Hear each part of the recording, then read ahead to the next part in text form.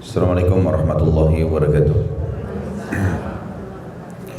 Alhamdulillah, tidak pernah lisan kita berhenti memuji Sang Pencipta Allah, satu-satunya zat yang telah menciptakan, memiliki, mengurus semua yang di langit, semua yang di bumi dan semua yang di kedalaman lautan tanpa terkecuali, terjangkau atau tidak terjangkau oleh mata kita sebagai makhluk manusia. Zat yang maha hidup, maha berdiri sendiri, maha kuat, maha bijaksana, maha adil, tidak beranak dan tidak diperanakkan dan tidak ada sekutu bersamanya dalam setiap kegiatannya. Dia dengan kemahasempurnaannya dan kemahamurahannya telah menggantungkan segala kebutuhan kita untuk roda kehidupan di muka bumi ini dengan memuji namanya Alhamdulillah. Maka sangat wajar kalau kita selalu mengucapkan kalimat ini. Selanjutnya kita panjatkan salam hormat kita penuh dengan cinta dan rindu pada manusia terbaik, manusia yang telah diutus oleh Sang Pencipta Allah kepada kita semua tanpa mengenal batas negara, suku, bahasa. Manusia yang telah disempurnakan jalur nasabnya, fisiknya dan akhlaknya, juga ilmunya oleh Sang Pencipta Allah dan dijadikan dia sebagai penutup para utusan, Rasul. Siapapun yang menjadikan manusia terbaik ini sebagai suri tauladannya dipastikan dia akan bahagia, tentram hidupnya, dan dia pasti akan menang dari musuh-musuhnya, juga mendapatkan solusi terbaik dari setiap permasalahan di muka bumi ini. Karena memang itu semua tergambarkan dalam kehidupan manusia terbaik ini. Mengucapkan satu kali saja salam hormat kepadanya akan dibalas oleh Sang Pencipta Allah dalam waktu yang bersamaan langsung 10 kali tambahan rahmat, dan makna rahmat adalah karunia. Diberkahi umurnya, dipenuhi kebutuhannya, rezekinya, diberkahi keturunannya, diberikan jalan keluar dari setiap permasalahan, itu makna rahmat. Siapapun yang mengucapkan satu kali saja salam hormat kepada manusia terbaik ini akan dibalas oleh Sang Pencipta Allah 10 kali tambahan rahmat. Maka sangat wajar kalau kita selalu mengucapkan salawat dan taslim kepada Nabi besar Muhammad sallallahu wa ala alihi wa sahbihi wasallam. Pertama-tama tentu kami secara pribadi mohon maaf kepada Bapak Ibu sekalian atas keterlambatan tadi, tapi insya Allah menunggu di majelis ini tetap dicatat pahala oleh Allah Subhanahu wa Ta'ala. Karena memang kondisi kami yang masih baru berapa hari di sini masih belum bisa 100% adaptasi dengan waktu. Ya, jadi kami pada malam hari memang tidak bisa tertidur di sini. Ya, jadi tidurnya biasanya pagi. Tadi saya tidurnya setengah 10 pagi. Ya, jadi baru 1 jam tidur sudah harus saya jalan gitu. Tapi Alhamdulillah Allah memberikan kemudahan semuanya. Mudah-mudahan Bapak Ibu bisa maklumi masalah itu. Melihat kondisi sekarang ya di Houston ini, saya mendengar bahwasanya ada barusan saja terjadi musibah ya, tentang badai dan banyak rumah-rumah yang tenggelam. Dan hampir semuanya kalau tidak salah selama 5 hari ya merasakan masalah ini. Bahkan juga ada di antara saudara-saudara kita orang Indonesia yang tertimpa juga itu. Terlepas daripada itu juga kondisi sekarang umat Islam lagi bersedih melihat keadaan saudara-saudara kita di berbagai negara seperti di Syria, di Yaman, di Irak, di Myanmar. Terutama di Myanmar dalam hari-hari sekarang ini sangat luar biasa gitu. Musibah yang luar biasa, bukan hal yang kecil. Saya tidak bisa berpikir bagaimana ada manusia seperti mereka-mereka itu. Manusia membantai manusia yang lain dengan beringasnya, dengan memerkosa perempuan, membunuhnya di depan suaminya, anak-anak kecil. Terlebih lagi mereka satu ras lagi, artinya sama mukanya, sama kulitnya ya. Tapi subhanallah kebencian terhadap orang yang beriman kepada Allah ini ada saja. Dan Allah SWT mengatakan dalam Al-Quran itu, A'udzu billahi minasyaitonir rajim wa ma nakamu minhum illa an yu'minu billahil azizil hamid. Itu semua mereka tidak lakukan kecuali hanya karena orang-orang ini beriman kepada zat yang maha mulia dan maha terpuji. Tentu saja pada kesempatan ini kita akan membahas panjang lebar tentang mutiara, cobaan dan musibah. Ya.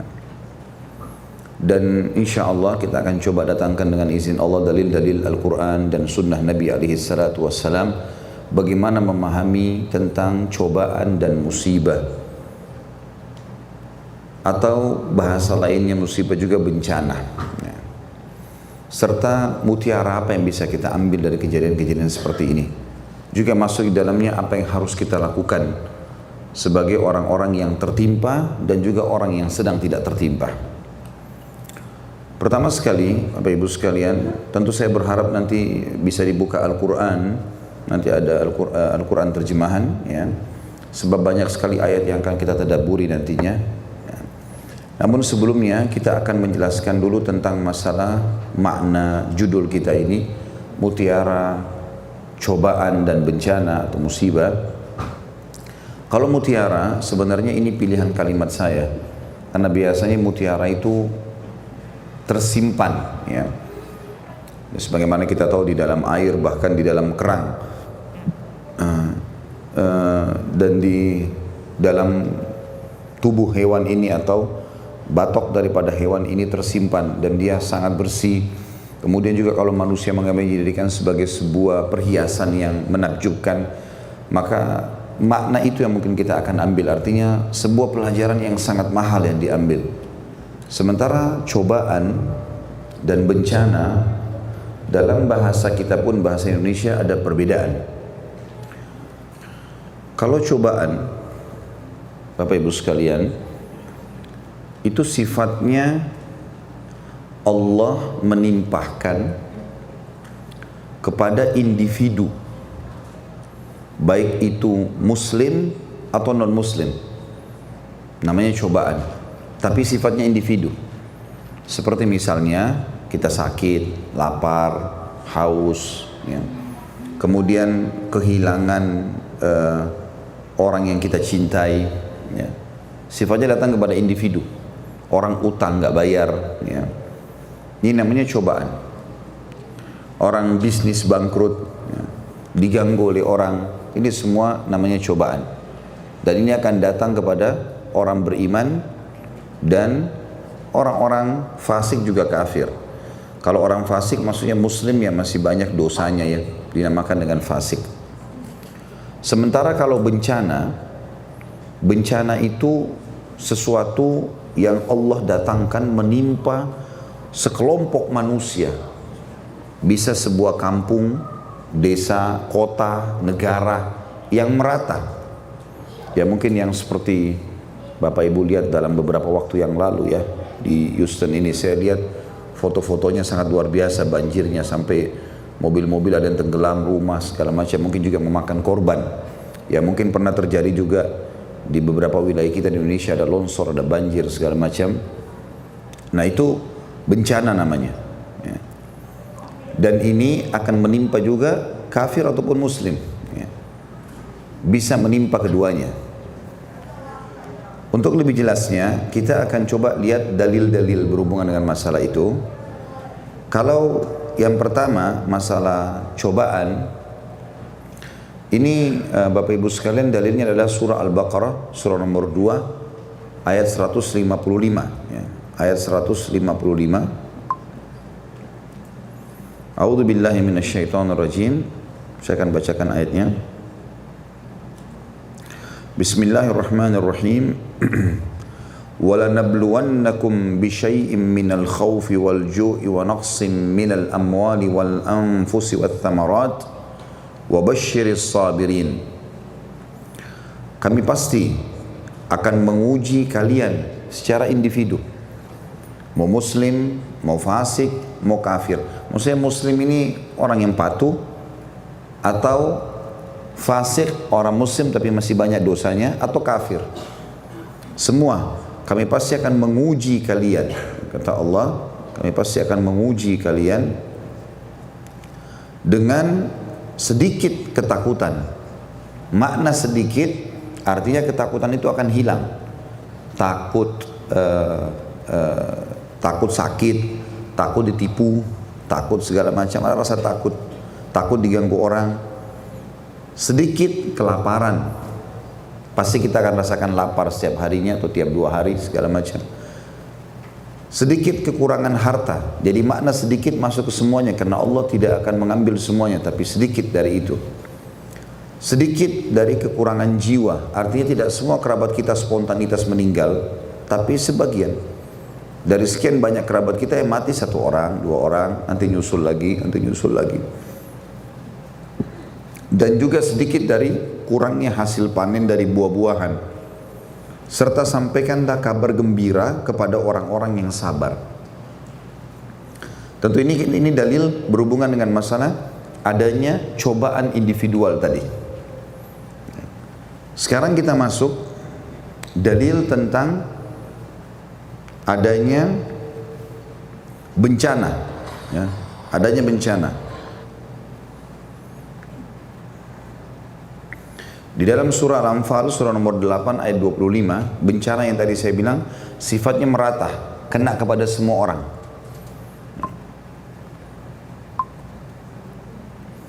Dalam surah Al-Anfal, surah nomor 8, A'udzu billahi minasyaitonir rajim. Wattaqu fitnatan la tusibanna alladhina zalamu minkum khassah wa'lamu annallaha syadidul iqab.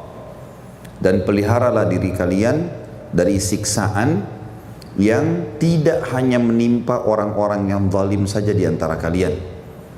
Kalau sudah datang banjir itu, sudah datang bencana itu, bukan cuma orang yang zalim yang kena, tapi semuanya kena.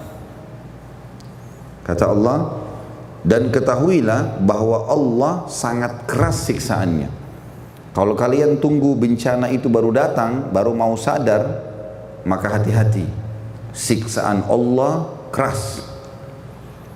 Nanti kita akan jelaskan bagaimana caranya supaya tidak terjadi itu.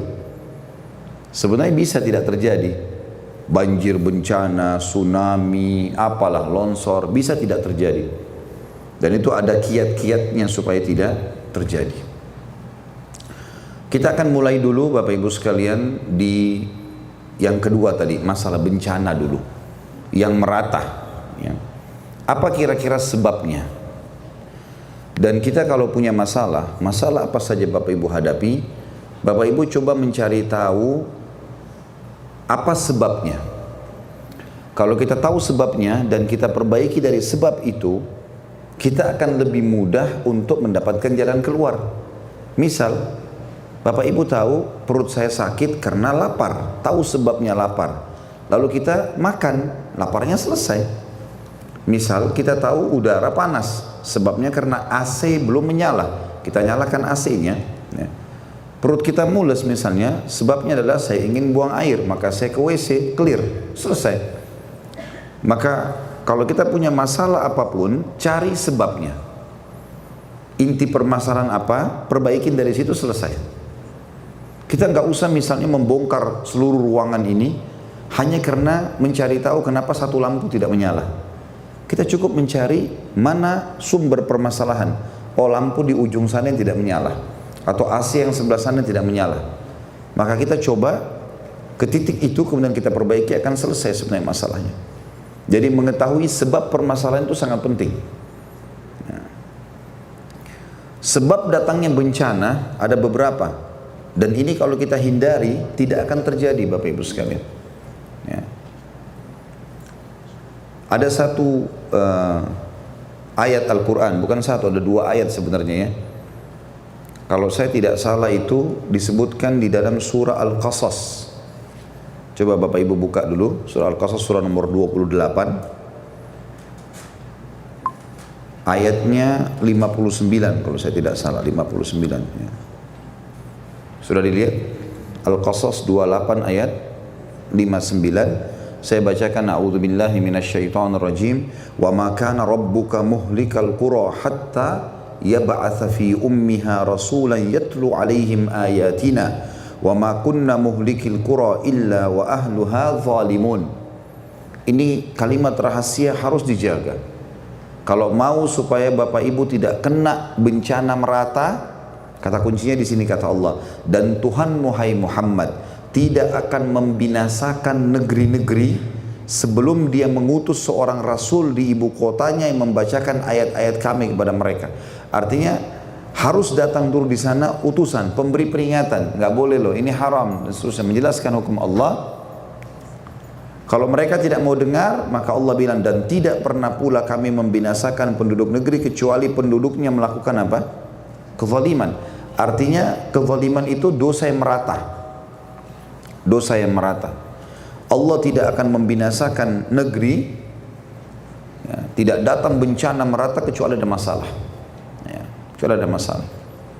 Kalau tidak salah saya sempat berbicara dengan beberapa teman-teman di Houston ini, sebenarnya inti awalnya dari mana? Ada yang membahasakan ke saya kalau tidak salah dari sekitar pantai, ya. Mungkin Bapak Ibu sudah tahu keadaan pantai seperti apa. Maka bencana-bencana yang datang ini disebabkan karena ada sebuah masalah yang merata. Boleh saja manusia mengatakan, oh ini secara ilmiah seperti ini, penguapan air misalnya, kemudian meratahlah, ada angin dari barat, dari timur, dari utara, itu teori manusia. Tapi secara agama kita sudah disampaikan, karena yang menciptakan langit dan bumi dan apapun sistem yang ada atau mekanisme yang ada di dalam itu Allah. Allah lebih tahu semuanya, ya. Jadi makna ayat tadi itu penting sekali. Dalam surah Al-Qasas menceritakan Allah tidak akan membinasakan negeri kecuali penduduknya zalim, melakukan pelanggaran-pelanggaran agama dan merata. Hampir semuanya orang melakukan itu. Baik, kita masuk ke sebab pertama Bapak Ibu sekalian. Sebab pertama dari terjadinya bencana, penolakan terhadap Rasul. Penolakan terhadap Rasul atau utusan Allah. Tentu kalau zaman sekarang yang penolakan terhadap Nabi Muhammad alaihissalam, karena beliau Rasul terakhir. Allah sebutkan dalam surah Yunus, surah nomor 10, ayatnya ayat 13. Surah Yunus, surah nomor 10, ayat 13. A'udzu billahi minasyaitonir rajim. وَلَقَدْ أَهْلَكْنَا الْقُرُونَ مِنْ قَبْلِهِمْ لَمَّا ظَلَمُوا وَجَاءَتْهُمْ رُسُلُهُمْ بِالْبَيِّنَاتِ وَمَا كَانُوا لِيُؤْمِنُوا كَذَلِكَ نَجْزِي الْقَوْمَ الْمُجْرِمِينَ. Dan sungguh, kata Allah, sudah dibuka semuanya? Dan sungguh kami telah membinasakan umat-umat sebelum kalian karena mereka berbuat zalim. Pada saat Fir'aun mengajak kaumnya semua kufur kepada Musa alaihissalam, Allah binasakan.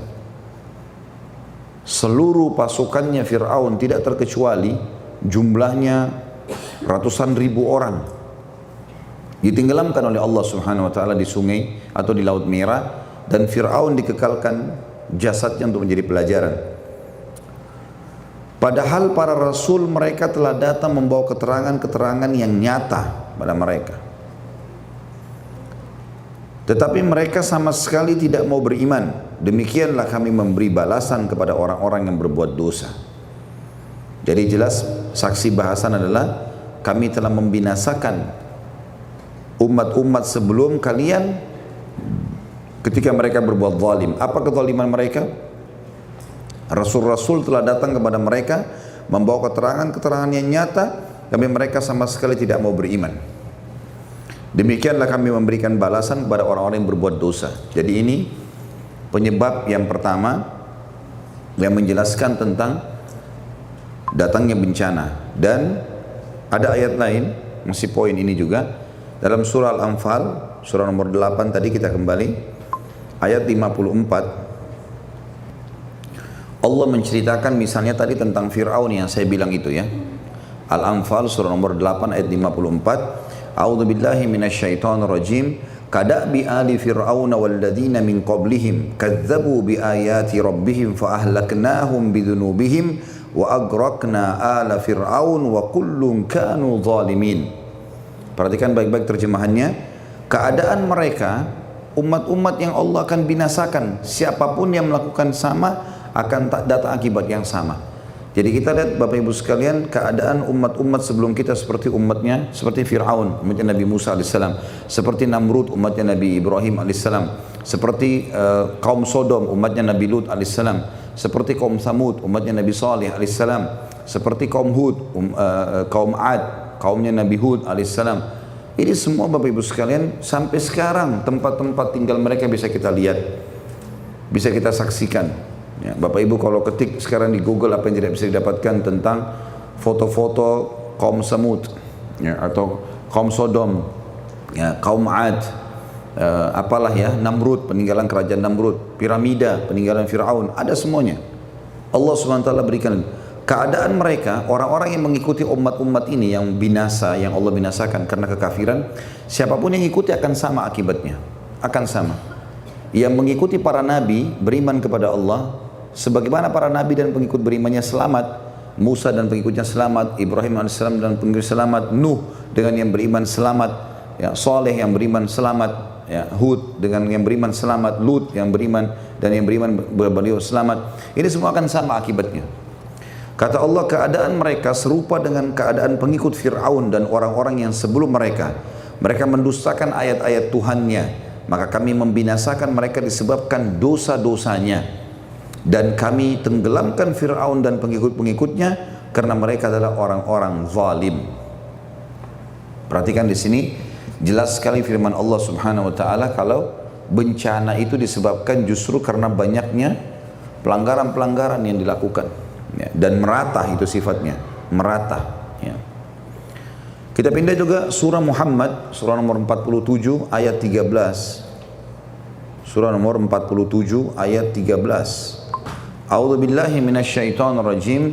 Wa ka'ayyin min qaryatin hiya ashaddu quwwatan min qaryatika allati akhrajatka ahlaknahum fala nasira lahum. Waktu baginda Nabi Muhammad SAW diusir dari Mekah, artinya waktu mau dibunuh, kemudian akhirnya beliau hijrah ke Madinah, maka Allah SWT menurunkan ayat ini, dan betapa banyak negeri yang penduduknya lebih kuat dari penduduk negerimu hai Muhammad, maksudnya Mekah, yang telah mengusirmu itu, kami telah membinasakan mereka, maka tidak seorang pun yang menolong mereka. Tidak seorang pun. Dan saya sarankan sebentar Bapak Ibu sekali lagi dibuka ya tentang peninggalan-peninggalan situs ya. Dilihat lagi kembali peninggalan Fir'aun, peninggalan Namrud, peninggalan kaum Sodom, ya, peninggalan kaum Thamud yang di Madain Saleh di Saudi. Lihat peninggalan-peninggalan mereka, bagaimana masih ada tempat-tempat tinggal mereka. Dan ini semua pelajaran yang sangat luar biasa yang harus kita ambil pelajaran Bapak Ibu sekalian. Kemudian surah Asy-Syu'ara, masih di poin pertama, penolakan terhadap para rasul. Dalam surah Asy-Syu'ara, surah nomor 26 ayat 139. Sudah? A'udzu billahi minasyaitonir rajim. Ini tentang kaum Hud ya. Kaumnya Nabi Hud, namanya kaum Ad. A'udzu billahi minasyaitonir rajim. Fakadzdzabuhu fa ahlaknahum inna fi dzalika laayah wa ma kana aktsaruhum mu'minin. Maka mereka mendustakan Hud itu, kaum Ad. Lalu kami binasakan mereka. Sesungguhnya pada mereka itu benar-benar terdapat tanda-tanda kekuasaan Allah, tapi kebanyakan mereka tidak mau beriman. Itu tadi poin pertama tentang penolakan terhadap Rasul. Ya. Penolakan terhadap Rasul dan banyaknya orang-orang yang melakukan ini. Kata ulama ada dua makna penolakan Rasul. Penolakan secara umum yang sifatnya kekufuran. Jadi misalnya orang yang kufur, misalnya risalah Nabi Muhammad SAW, kufur, sudahlah, nggak ada Muhammad itu, bukan Nabi. Maka ini sudah cukup membuka, kalau ini merata hampir semua masyarakat meyakini itu, ya, dan sudah sampai kepada mereka para da'i-da'i, sampai kepada mereka dari media, bagaimana keterangan tentang yang risalah yang dibawa Nabi Muhammad SAW, maka sudah ada hujjah atas mereka, atau argumentasi sudah sampai atas mereka. Dan ini tentu banyak sekali ya, di negara-negara non muslim yang menolak Nabi Muhammad SAW, terbukti mereka tidak mau beriman ya. Yang kedua adalah kaum muslimin tapi mereka menolak risalah Nabi Muhammad SAW. Artinya mereka mau menerima apa yang mereka suka, mereka tidak mau menerima apa yang mereka tidak suka ya. Ada di antara muslimin begitu ya. Dan ini kalau merata maka bisa mendatangkan bencana. Apa yang mereka suka mereka terima, apa yang mereka tidak suka ditolak. Bahkan tidak sedikit di antara kaum muslimin, semoga Allah kasih hidayah, yang berusaha menggerogoti dan mengolok-olok sunnah-sunnah Nabi SAW. Banyak sekali begitu. Misal laki-laki disunnahkan berjenggot, Baik, kalau dia tidak mau berjenggot, jangan dia olok-olok. Karena kalau dia olok-olok itu sunnah Nabi SAW, tidak boleh. Perintah Allah, wahyu dari langit. Kata Nabi SAW, lebatkan jenggot kalian, potonglah kumis kalian, dan bertolak belakanglah dengan orang-orang majus, penyembah api. Dan dikatakan Nabi SAW kalau baca Al-Quran, kalau lagi baca Al-Quran menghadap kiblat, maka para sahabat bisa melihat jenggot beliau dari belakang karena lebatnya. Baik, ada orang menjadikan tumbahan olok-olok, gitu kan? Kenapa begini, kenapa begitu? Baik, kalau tidak mau lakukan, jangan olok-olok. Karena mengolok-olok sunnah Nabi SAW masuk dalam masalah penolakan terhadap Rasul. Berbahaya, menjadi penyebab pemicu datangnya bencana umum. Misalnya seorang muslimnya pakai jilbab, dia pakai karena dia tahu ini agama perintahkan, gitu. Lalu kemudian ada orang tidak pakai jilbab, ngolok-ngolok, kenapa pakai jilbab, kenapa jilbabnya besar, kenapa begini, kenapa harus diolok-olok. Kalau kita lihat ada orang lebih baik secara agama, Bapak Ibu sekalian, kita harus memujinya. Kita mengatakan Masya Allah, mudah-mudahan satu waktu saya bisa seperti kamu ya, gitu ya, kita harus belajar, bukan malah kita olok-olok. Nah, ini masuk poin kedua dalam masalah penolakan terhadap Rasul, ya, terutama di sini Nabi Muhammad SAW. Makanya kata Nabi SAW, kullukum yadkhulul jannata illa man aba, dalam hadis sahih. Kalian semua pasti bisa masuk surga kecuali yang menolak. Kata para sahabat, wa may ya'ba ya Rasulullah, siapa orang yang menolak masuk surga wahai utusan Allah? Kata Nabi SAW, man ata'ani dakhalal jannah wa man asani faqad aba. Siapa yang mau menerima semua perintahku, suka atau tidak suka, sunnah atau wajib, dan meninggalkan laranganku, haram atau makruh, maka dia mau masuk surga. Dan siapa yang menolak itu, memilah-milah, gitu kan, maka berarti dia menolak untuk masuk surga. Karena Rasulullah SAW tidak diutus kecuali untuk menyampaikan kepada kita wahyu dari langit. Dan Islam, agama ini adalah panduan hidup, bukan pilihan, tapi memang harus, kewajiban. Baik, kita masuk ke penyebab yang kedua. Tentu contoh-contoh penyebab penolakan terhadap Rasul, saya tadi kasih garis besarnya. Ini mungkin Bapak Ibu bisa tarik dalam segala lini kehidupan kita. Ya, banyaknya penolakan terhadap penyampaian baginda Nabi SAW. Kalau kita lihat kehidupan para sahabat, Bapak Ibu sekalian, luar biasa mereka. Sampai para sahabat itu menunggu di depan rumah Nabi SAW. Lihat, begitu Nabi keluar, apalagi ini penyampaiannya, langsung diamalkan, langsung diamalkan. Apa yang dilarang ditinggalkan semua. Betul-betul dijadikan ini panduan hidup, bukan pilihan. Sebagaimana nanti kita akan jelaskan insya Allah di materi kita yang akan datang, kita akan membahas tentang sempurnanya dan indahnya Islam itu. Penyebab yang kedua datangnya bencana adalah meratahnya dosa besar. Meratahnya dosa besar. Kalau tadi yang pertama penolakan terhadap Rasul, baik itu perintah tidak dikerjakan ataupun larangan dilanggar. Ini dalilnya dalam surah Al-An'am, surah nomor 6 ayat 6. Surah nomor 6 ayat 6. A'udzubillahi minasyaitonirrajim. Al-An'am surah nomor 6 ayat 6. Alam yarau kam ahlakna min qablihim min qarnin makkannahum fil ardi ma lam numakkin lakum wa arsalna as-samaa'a 'alaihim midrara wa ja'alna al-anhara tajri min tahtihim fa ahlaknahum bidhunubihim wa ansha'na min ba'dihim qarnan akharin. Kata Allah, tidakkah mereka itu memperhatikan berapa banyak generasi berarti dari turun temurun, ya, sebelum mereka yang telah kami binasakan. Sebelum kita ini banyak sekali orang yang sudah Allah binasakan. Padahal generasi itu telah kami teguhkan kedudukan mereka di muka bumi. Mereka lebih gagah, lebih cantik, lebih pintar, lebih kaya, banyak. Fir'aun itu tinggi, besar, putih, gagah, keturunannya banyak, kaya raya, pasukannya tidak pernah kalah dalam peperangan, menguasai setengah dunia. Apa yang Fir'aun tidak miliki, Allah teguhkan di muka bumi dikasih, yaitu keteguhan yang belum pernah kami berikan kepada kalian. Kami curahkan hujan yang lebat untuk mereka dan kami jadikan sungai-sungai mengalir di bawah mereka. Kemudian kami binasakan mereka. Kenapa? Karena dosa-dosa mereka sendiri. Dosa-dosa besar merata. Zina merata, riba merata, bohong merata, penipuan merata, semua merata. Dan kami ciptakan setelah kami binasakan mereka itu generasi yang baru. Jadi saksi bahasan kita, Allah binasakan juga di sini penyebab karena dosa besar merata, ya.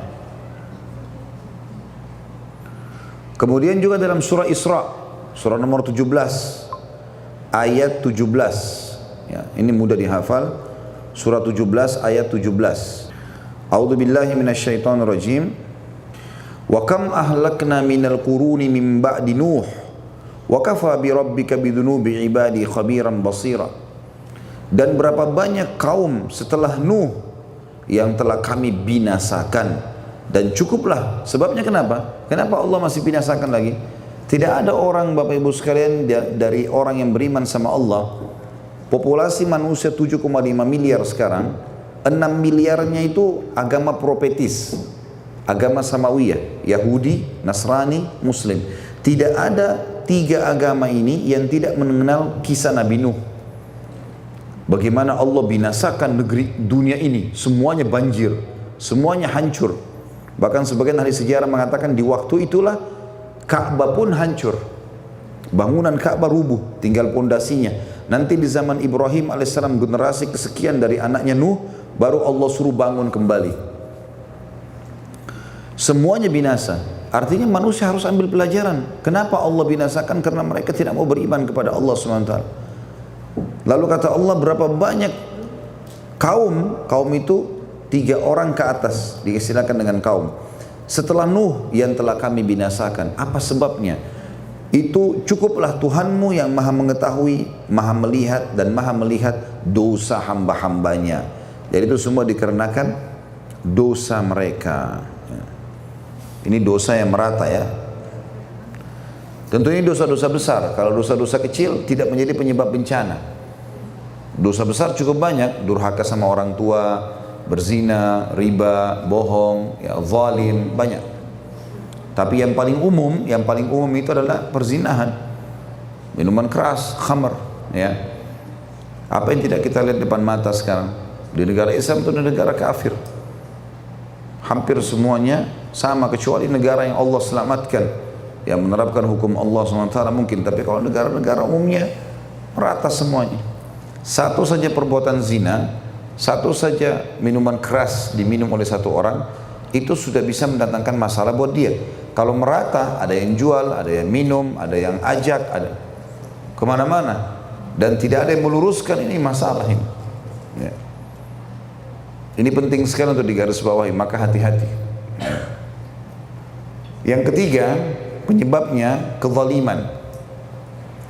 Tentu kezaliman, Bapak Ibu sekalian, masuk dalam dosa besar, tapi saya sendirikan poinnya dalam tulisan saya, karena kezaliman ini butuh kita rincikan. Zalim itu masuk dalam 2 hal. Mengambil haknya orang lain atau tidak memberikan haknya orang lain. 2 hal itu. Jadi ada orang punya, misalnya ini barang punya dia, kita ambil secara paksa, zalim. Atau haknya orang lain tidak kita berikan, misalnya pegawai tidak dikasih gaji, haknya orang lain. Haknya istri, haknya suami, haknya anak, haknya orang tua, itu namanya kezaliman, ya. Ini juga menjadi penyebab. Kalau kezaliman merata, maka ini akan menjadi penyebab bencana. Jangan heran kalau datang perampok lalu mengambil semuanya. Jangan heran kalau datang banjir menghantam semuanya. Jangan heran kalau datang longsor semuanya kena, dan seterusnya, ya. Jadi harus jadikan sebagai bahan muhasabah. Surah Al-Hajj dalilnya, surah nomor 22 ayat 45. Surah nomor 22 ayat 45. A'udzu billahi minasyaitonir rajim. Faka'in min qaryatin ahlaknaha wa hiya zalimah wa hiya zalimatun fahiya khawiyatun ala urushiha wa bi'rin mu'attalatin wa qasrin mashid. Maka betapa banyak negeri yang telah kami binasakan karena penduduknya dalam keadaan zalim, mengambil haknya orang lain, saling mengambil hak atau tidak memberi hak orang lain, sehingga runtuh bangunan-bangunannya. Dan betapa banyak pula sumur-sumur yang telah ditinggalkan dan istana-istana yang tinggi tidak ada penghuninya. Artinya Allah SWT perlihatkan kepada kita karena kezaliman itu merata, maka Allah jadikan semua itu jadi permasalahan. Ya.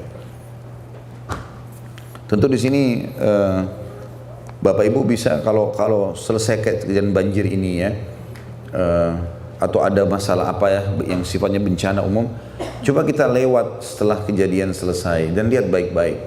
Bukankah tadi itu rumah-rumah mewah yang bagus? Bukankah tadinya mobil-mobil yang bagus? Bagaimana Allah menjadikan sebagai pelajaran buat kita. Lihat bagaimana kalau siksaannya Allah datang. Gitu. Bapak Ibu tahu gempa kalau terjadi itu hitungan detik. Para ilmuwan mengatakan kalau gempa itu terjadi 1 menit habis bumi ini. Hancur semua, 1 menit. Jadi kalau Allah mau binasakan kita luar biasa gitu. Hati-hati, jangan main-main. 1 menit gempa, bumi ini hancur. Makanya hitungannya sekian detik, 7 detik, 15 detik. Itu kalau sudah 30 detik luar biasa. Hancur semua. Saya ada cuplikan Jepang, negara yang paling rentan dengan gempa. Ya. Mungkin termasuk juga di sini ya, tapi dapatnya informasi di Jepang ini. Sampai para ilmuwan saking penasarannya, akhirnya mereka buat bangunan anti gempa. Saya nonton cuplikannya. Dipraktikin bangunan itu sampai dia ada di bom ya, dibuat bom di dekatnya itu nggak hancur. Hebat sekali bangunannya menurut kacamata manusia. Lalu diberitakanlah di TV Jepang kalau ini bangunan yang hebat dan seterusnya.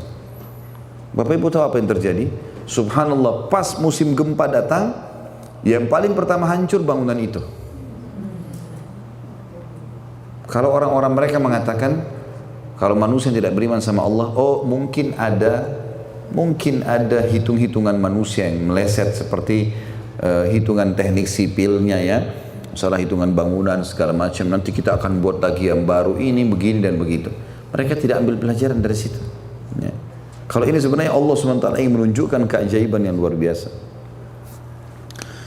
Penyebab yang keempat, dan ini akan kita titik beratkan, datangnya bencana. Hindari sebab-sebab ini, tidak akan terjadi. Seperti Bapak Ibu, saya tidak mau lapar. Bagaimana caranya? Ya, beberapa saat mungkin kita makan. Oh sudah ada bekal. Sebelum keluar sarapan. Oh ada isi perutnya. Laparnya kan tidak ada. Mungkin sebelum energinya habis dia makan lagi sedikit. Akan terhindar dari itu kan? Nah seperti itulah. Yang keempat ini yang harus kita garis bawahi. Penting sekali. Tidak menyeru kepada kebaikan dan tidak melarang dari kemungkaran. Ini luar biasa ini.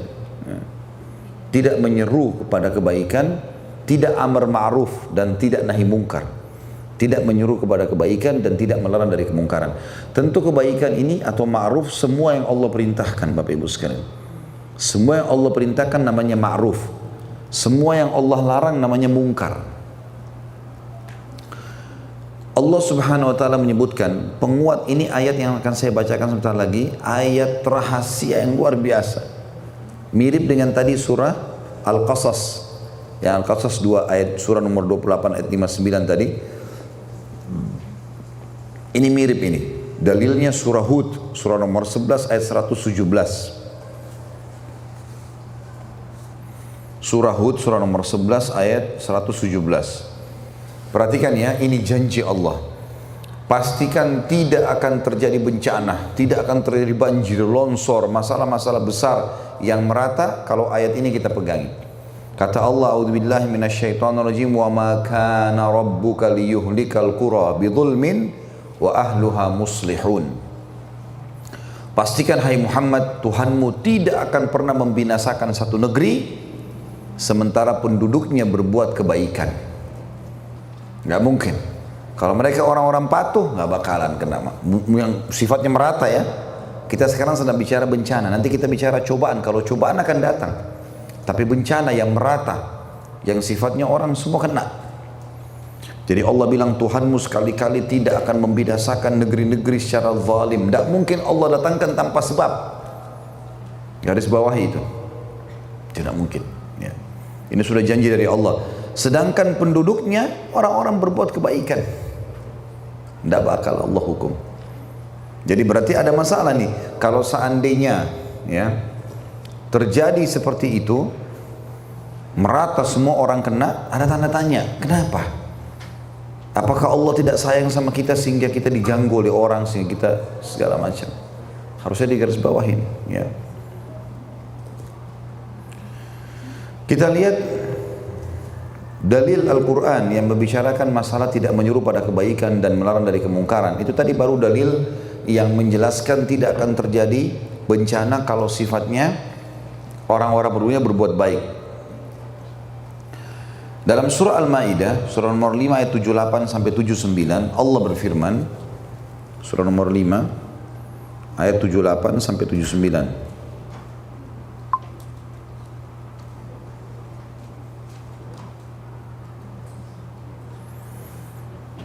A'udzu billahi minasyaitonir rajim. Lu'inal ladzina kafaru min bani Israil ala lisani Daud wa Isa bin Maryam. Dzalika bima asaw wa kanu ya'tadun. Orang-orang kafir dari Bani Israel telah dilaknat melalui lisan atau ucapan Daud dan Isa putra Maryam. Jadi nabi mereka sendiri melaknat mereka. Laknat itu memohon kepada Allah agar berkah hidup mereka diangkat. Apa sebabnya ini? Kenapa nabi mereka Bani Israel, Bani artinya keturunan Bapak Ibu sekalian, Israel itu nama lainnya Nabi Yakub. Jadi kalau dikatakan Bani Israel berketurunan Nabi Yakub. Kenapa nabi mereka melaknat mereka, minta agar Allah angkat berkah hidupnya? Yang demikian itu karena mereka durhaka dan selalu melampaui batas. Apa yang Allah maksudkan?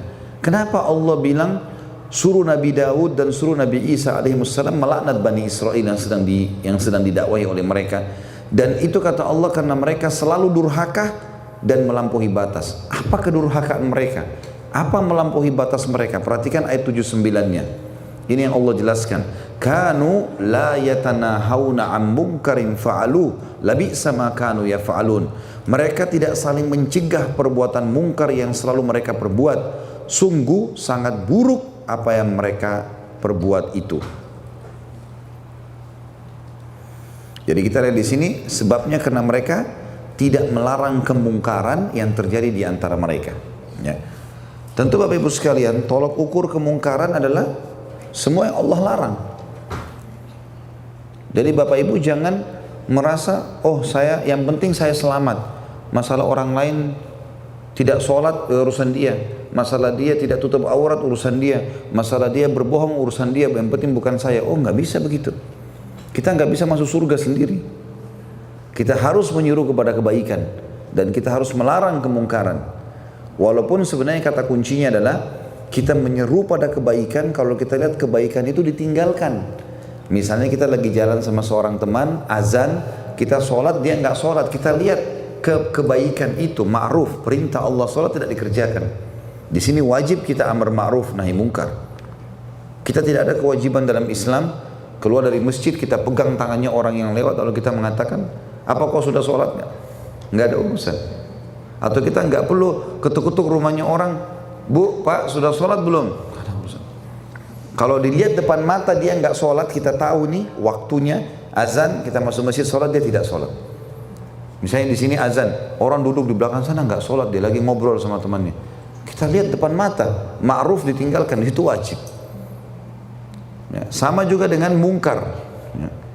Itu kan tadi ma'ruf, sholat, ibadah, perintah ditinggalkan. Kalau mungkar misalnya depan mata kita lihat orang berzina, depan mata kita lihat orang melakukan perbuatan mungkar. Di sini wajib. Tapi kita tidak perlu ngorek-ngorek keadaan orang. Kamu pernah berzina enggak? Kamu pernah begini enggak? Enggak perlu kita tanya-tanya orang.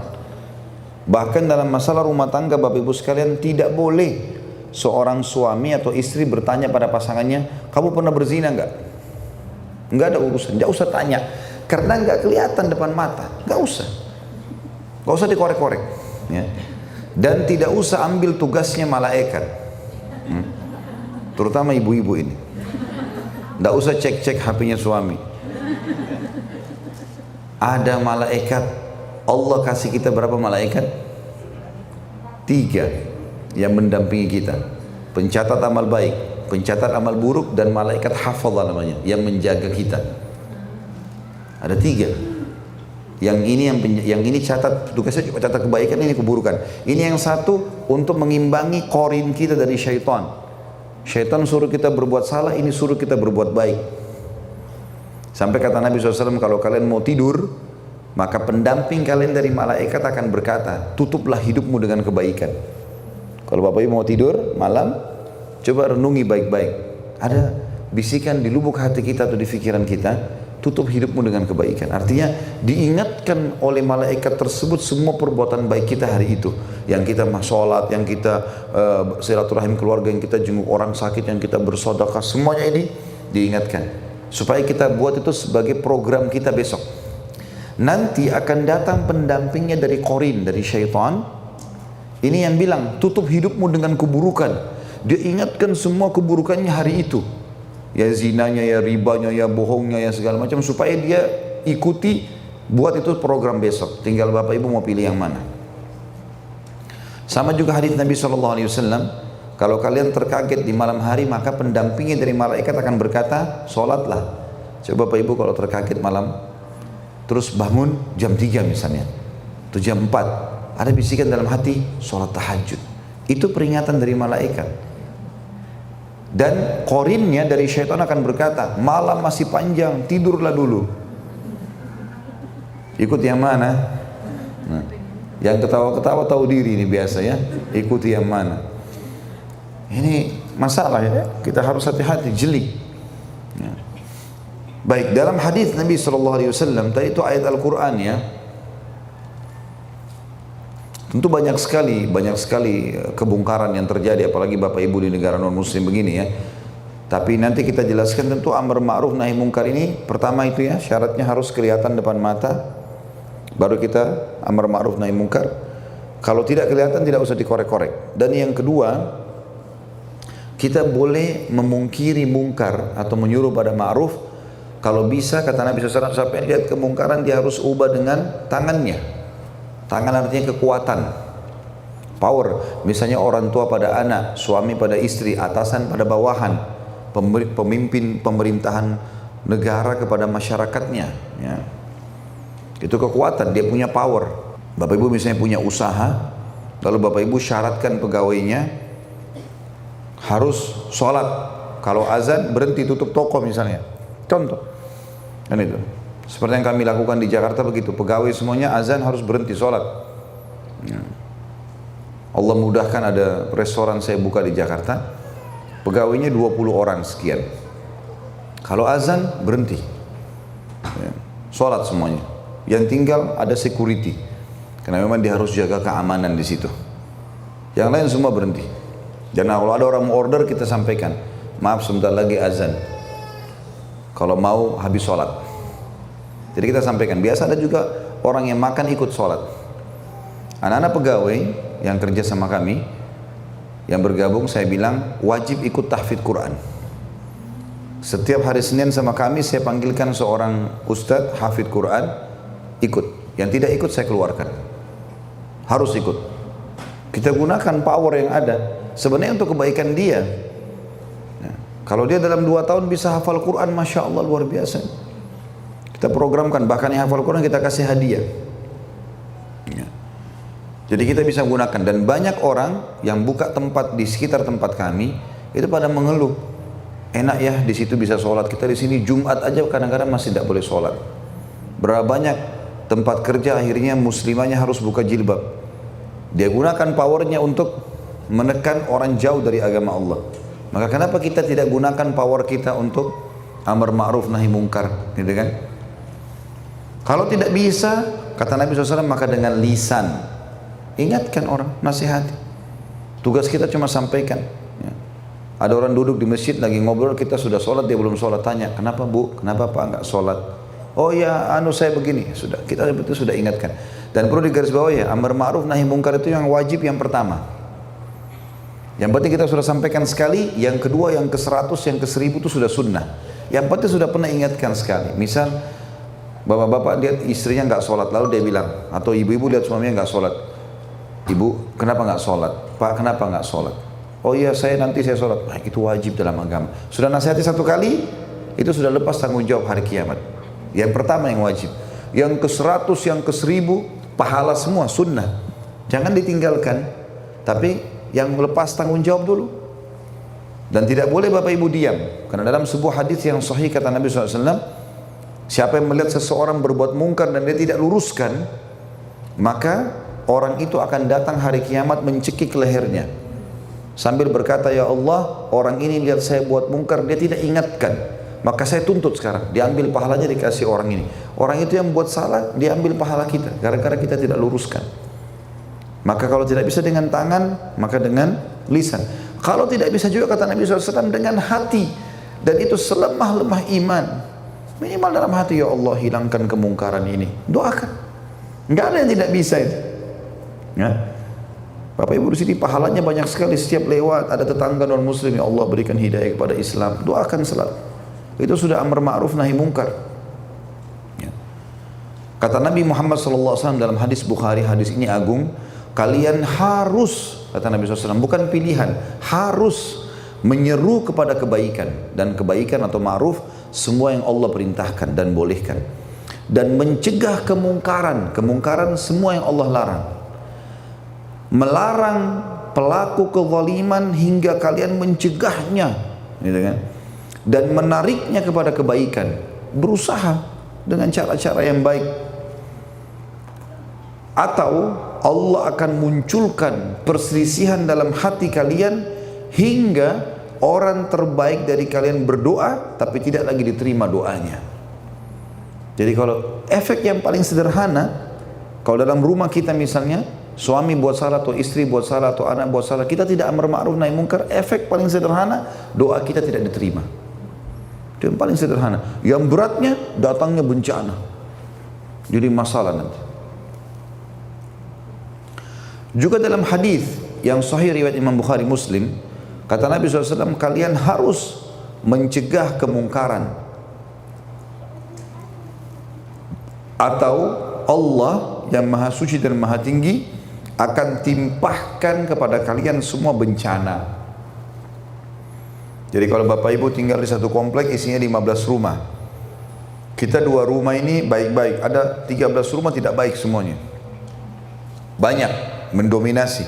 Kita harus amar ma'ruf nahi mungkar, minimal dengan hati. Tadi saya bilang minimal, ya Allah berikan hidayah. Kalau di sini mungkin kena non muslim rata-rata mungkin agak sulit, tapi kita amar ma'ruf nahi mungkar dengan hati, ya Allah berikan hidayah, ya Allah gini. Bukan mustahil kita berteman baik kemudian kita memberikan buku-buku yang bisa mengajak mereka pada Islam. Tapi kalau misalnya tetangga kita orang non muslim tapi orang muslim tapi fasik, banyak dosanya gitu, maka minimal sekali ya kita datang nasihatin, sampaikan kepada RT kalau di Indonesia, ini orang suka begini, ini orang suka begini ya, mabuk sembarangan segala macam. Nah ini kita amar ma'ruf nahi mungkar.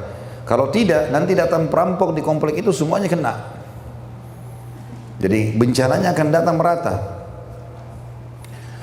Juga dalam hadis yang lain, kata Nabi SAW dalam hadis Bukhari, perumpamaan kalian dengan orang-orang yang berbuat kemungkaran, pelanggaran-pelanggaran agama, seperti orang-orang yang berada di satu kapal.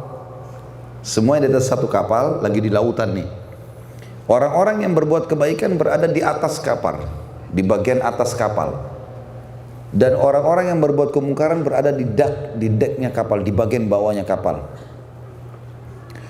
Maka orang-orang yang di bawah ini setiap kali mau mengambil air, mereka harus naik ke atas, timba dari atas, ngelewatin orang-orang yang baik-baik ini. Itulah yang terjadi ya. Jadi maksudnya orang-orang beriman ini kalau ada, selalu mengingatkan jangan, nggak boleh, harus begini, kita ingatkan. Maka orang-orang yang berbuat dosa ini merasa terganggu.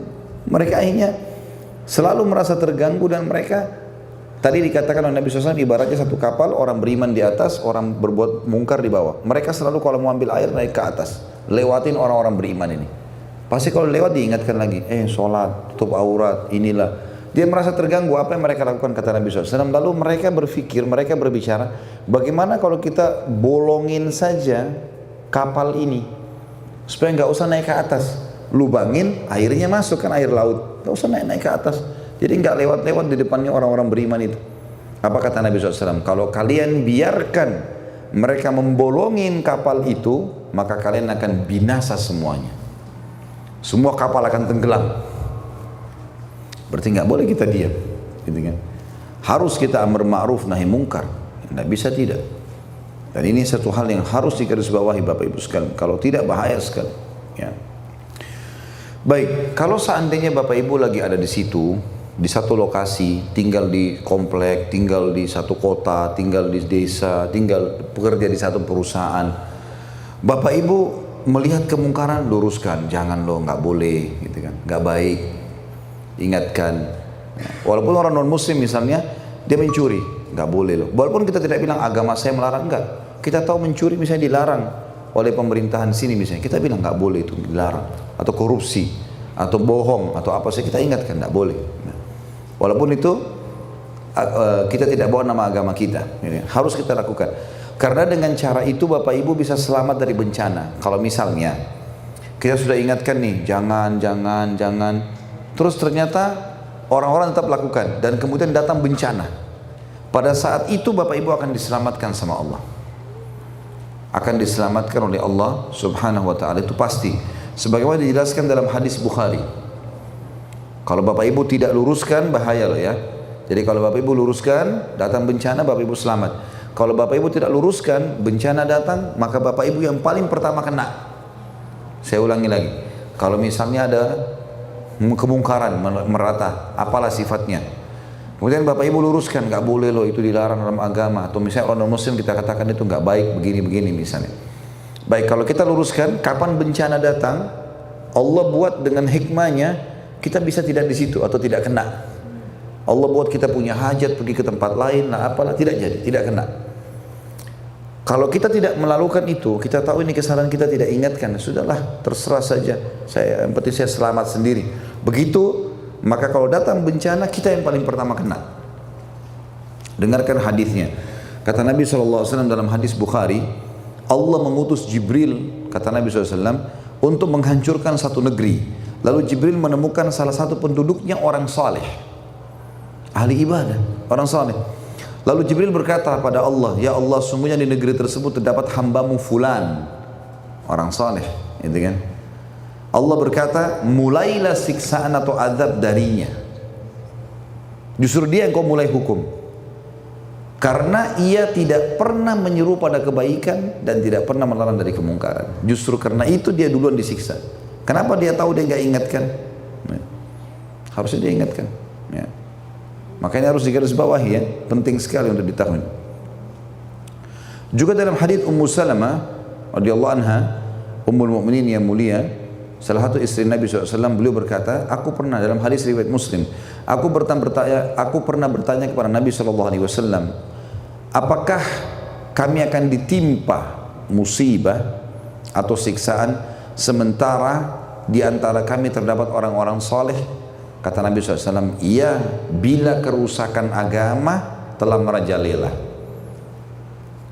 Artinya pelanggaran agama mendominasi lokasi tersebut dan tidak ada yang meluruskannya. Makanya harus hati-hati di sini Bapak Ibu sekalian, karena kita tidak boleh masuk surga sendiri. Seperti itulah. Ya. Baik, saya akan coba berikan gambaran apa yang Allah ceritakan dalam Al-Quran berkenaan dengan apa yang saya jelaskan tadi, contohnya yang real ya. Cerita tentang penduduk negeri Ilah namanya. Negeri Ilah. Sekarang ini masih ada wilayah Ilah namanya. Itu dulu masuk wilayah Palestina. Sekarang setelah Israel masuk merebut, menjajah Palestina, semoga Allah selamatkan, itu negeri Ilah sekarang masuk wilayah Israel. Dulu setelah Nabi Musa AS meninggal, di situ ada penduduk dari Bani Israel di negeri Ilah. Negeri Ilah ini Bapak Ibu sekalian, pekerjaan utamanya mereka, pekerjaan utama penduduk itu nelayan, mancing, gitu kan. Salah satu ajaran Nabi Musa AS dalam Taurat, tidak boleh mancing hari Sabtu. Nggak boleh mancing hari Sabtu. Makanya mereka dikenal dengan Ashabus Sabt. Ashabus Sabt. Mereka nggak boleh mancing hari Sabtu. Maka yang mereka lakukan waktu itu, penduduk negeri Ilah terbagi menjadi 3. Yang pertama, para pembangkang. Mereka tidak mancing hari Sabtu, tapi mereka pasang jala malam Sabtu. Jadi Jumat malam mereka pasang jala, hari Sabtu mereka nggak mancing, hari Minggu mereka ambil hasil jaranya. Jadi mau nipu Allah. Itu yang mereka lakukan. Ini kelompok pertama. Kelompok yang kedua adalah kelompok yang amar ma'ruf nahi mungkar. Datang lalu larang, nggak boleh. Allah larang dalam Taurat, nggak boleh mancing hari Sabtu. Larang. Jadi dua kelompok ini bentrok nih. Yang satu lakukan pelanggaran, yang satu mengingatkan. Datang kelompok ketiga, hati-hati dengan kelompok ketiga ini. Kelompok ketiga ini Bapak Ibu sekalian adalah kelompok yang beriman juga sama Allah, tapi dia bukan bergabung sama kelompok kedua untuk memberhentikan kelompok pertama. Tidak, dia menahan kelompok kedua. Udahlah, nggak usah nasihatin, biarin aja masuk neraka sendiri kok. Gitu. Ini kelompok ketiga nih. Waktu Allah datangkan bencana Bapak Ibu sekalian, Allah binasakan kelompok satu sama kelompok tiga. Kelompok dua tadi yang justru melarang dari kemungkaran itu selamat. Ini cerita tentang penduduk negeri Ila. Waktu diingatkan kelompok pertama sama kelompok kedua, jangan, tidak boleh, haram, mereka tidak mau dengar. Datang lagi kelompok ketiga, menahan kelompok kedua. Udahlah, nggak usah nasihatin gini-gini. Allah datangkan cobaan lebih berat. Khusus hari Sabtu, Bapak Ibu sekalian, ikan-ikan di lautan datang semua ke pinggir laut. Sampai mereka tidak butuh jala, saking banyaknya ikan, sampai mereka tinggal pegang-pegang pakai tangan saja. Sebagai cobaan. Selain hari Sabtu, mereka harus keluar ke lautan naik kapal untuk ambil ikan. Sebagai ujian dari Allah Subhanahu wa ta'ala. Jadi, penduduk negeri Ila pada saat itu diberikan cobaan oleh Allah Subhanahu wa ta'ala justru karena masalah ini. Kita dengarkan atau kita lihat kisahnya dalam surah Al-A'raf. Surah nomor 7 dalam Al-Quran. Ayatnya 163 sampai 167. Ini tentang penduduk negeri Ila. Jadi pernah ada orang-orang Yahudi datang kepada Nabi SAW, lalu mereka mengolok-olok Nabi SAW. Nah, apa kamu itu bukan Nabi lah segala macam gitu. Kami nggak percaya. Mana buktinya kau Nabi? Begitulah ya. Akhirnya Allah Subhanahu wa ta'ala menurunkan ayat ini. Karena Allah mengetahui tentu sebagai pencipta apa yang terjadi pada Bani Israel, dan Bani Israel tahu betul tentang kisah ini. Tahu betul tentang kisah negeri Ilah. Allah berfirman, kita lihat, a'udzubillahi minasyaitonir rajim, was'alhum 'anil qaryati allati kanat hadiratal bahr idh ya'duna fis sabti idh ta'tihim hitanuhum yawma sabtihim syurra'a Yawma sabtihim syurra'an wa yawma la yasbituna la ta'tihim kadzalika nabluhum bima kanu yafsukun. Dan tanyakanlah kepada Bani Israel tentang negeri yang terletak di dekat laut ketika mereka melanggar aturan hari Sabt atau hari Sabtu, yaitu ketika datang kepada mereka ikan-ikan yang berada di sekitar mereka terapung-apung di permukaan air. Justru Allah uji mereka hari Sabtu itu. Padahal pada hari-hari yang bukan Sabtu, ikan-ikan itu tidak datang kepada mereka. Demikianlah kami menguji mereka disebabkan mereka melakukan kefasikan. Jadi ingatkan, tidak mau tahu. Akhirnya Allah datangkan cobaan, makin diuji sama Allah. Perlu Bapak Ibu tahu juga ya, umat-umat sebelum kita yang Allah binasakan Bapak Ibu sekalian, itu kalau sudah mau datang siksaannya, justru Allah limpahkan nikmat, luar biasa. Kaum Hud, kaum Saleh, kaum Samud ya. Ini 3 hari, 4 hari, beberapa hari sebelum ya, mereka disiksa oleh Allah Subhanahu wa ta'ala, Allah justru banyakkan hasil panennya, peternakan mereka jadi berkembang, badan mereka menjadi sehat, pasar mereka jadi ramai ya, sehingga mereka tambah lalai. Makanya kalau Bapak Ibu melihat nikmat memuncak pada seseorang di mana dia melakukan pelanggaran agama ya, maka berarti itu adalah tadarruj namanya. Tadarruj itu adalah tahapan siksaan yang Allah kasih. Jadi biasanya Allah kasih dia siksaan atau makin dilimpahkan nikmat supaya dia makin lalai, karena dasarnya Allah sudah tahu orangnya tidak mau baik. Kita lihat ayat 164-nya lanjutannya. Wa idh qalat ummatum minhum lima ta'iduna qauman illahu muhlikuhum aw mu'adzibuhum 'adzaban syadida qalu ma'dziratan ila rabbikum wa la'allahum yattaqun. Dan ingatlah ketika suatu umat di antara mereka berkata, mengapa kalian menasehati kaum yang akan dibinasakan atau diazab oleh Allah dengan azab yang keras? Mereka menjawab, agar kami mempunyai alasan atau lepas tanggung jawab kepada Tuhan kalian dan agar mereka bertakwa. Jadi ini cerita tentang kaum yang kedua dan kaum yang ketiga. Jadi kaum yang kedua melarang kaum yang kedua melarang kaum yang pertama. Kaum pertama tadi kan buat dosa tuh, memancing hari Sabtu. Datang kelompok kedua ingatkan, jangan, nggak boleh. Kelompok ketiga datang mengatakan kepada kelompok kedua, nggak usah ikut-ikutan, biarin aja. Makanya di sini dikatakan, ya. Dan ingatlah ketika satu umat di antara mereka berkata, kaum yang ketiga berkata kepada kaum yang kedua, mengapa kalian menasihati kaum yang akan dibinasakan atau diazab oleh Allah dengan azab yang keras? Biarkan aja tuh kelompok pertama buat mengambil ikan segala macam, nanti Allah hukum kok. Tapi mereka tidak pernah amar ma'ruf, tidak pernah nasihati, tidak pernah ingatkan. Mereka menjawab, yang menjawab ini adalah kelompok kedua. Mereka menjawab, agar kami mempunyai alasan lepas tanggung jawab hari kiamat. Minimal kami sudah amar ma'ruf nahi mungkar dulu. Nanti masalah mereka dihukum oleh Allah itu urusan Allah gitu. Dan siapa tahu mereka bertakwa, siapa tahu mereka mau sadar gitu. 165-nya, falamma nasu ma dzukkiru bihi anjayna alladhina yanhauna 'anis su'i wa akhadna alladhina zalamu bi'adzabin ba'isin bima kanu yafsukun. Maka setelah mereka melupakan apa yang diperingatkan kepada mereka, kami selamatkan orang-orang yang melarang orang berbuat jahat. Dan ini perhatikan ya, maka setelah mereka melupakan apa yang diperingatkan kepada mereka, diingatkan tidak mau tahu, tetap melanggar, maka kami selamatkan orang-orang yang melarang orang berbuat jahat. Kelompok kedua tadi. Dan kami timpahkan kepada orang-orang zalim siksaan yang keras. Yang zalim kata ulama tafsir adalah kelompok pertama sama kelompok ketiga. Disebabkan mereka berbuat fasik. 166-nya, falamma atau amma nuhu anhu qulna lahum kunu qiradatan khasiin.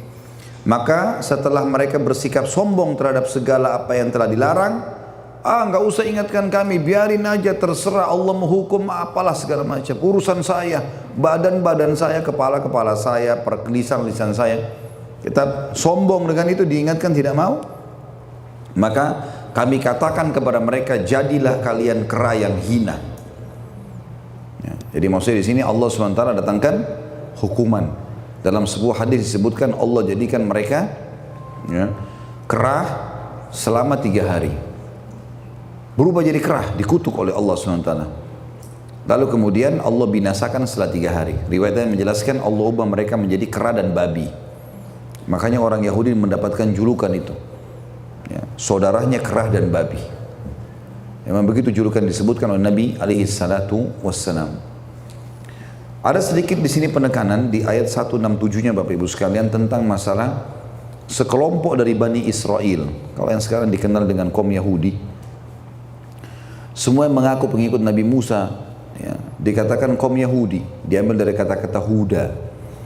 Ya, Huda artinya taubat sebenarnya ya.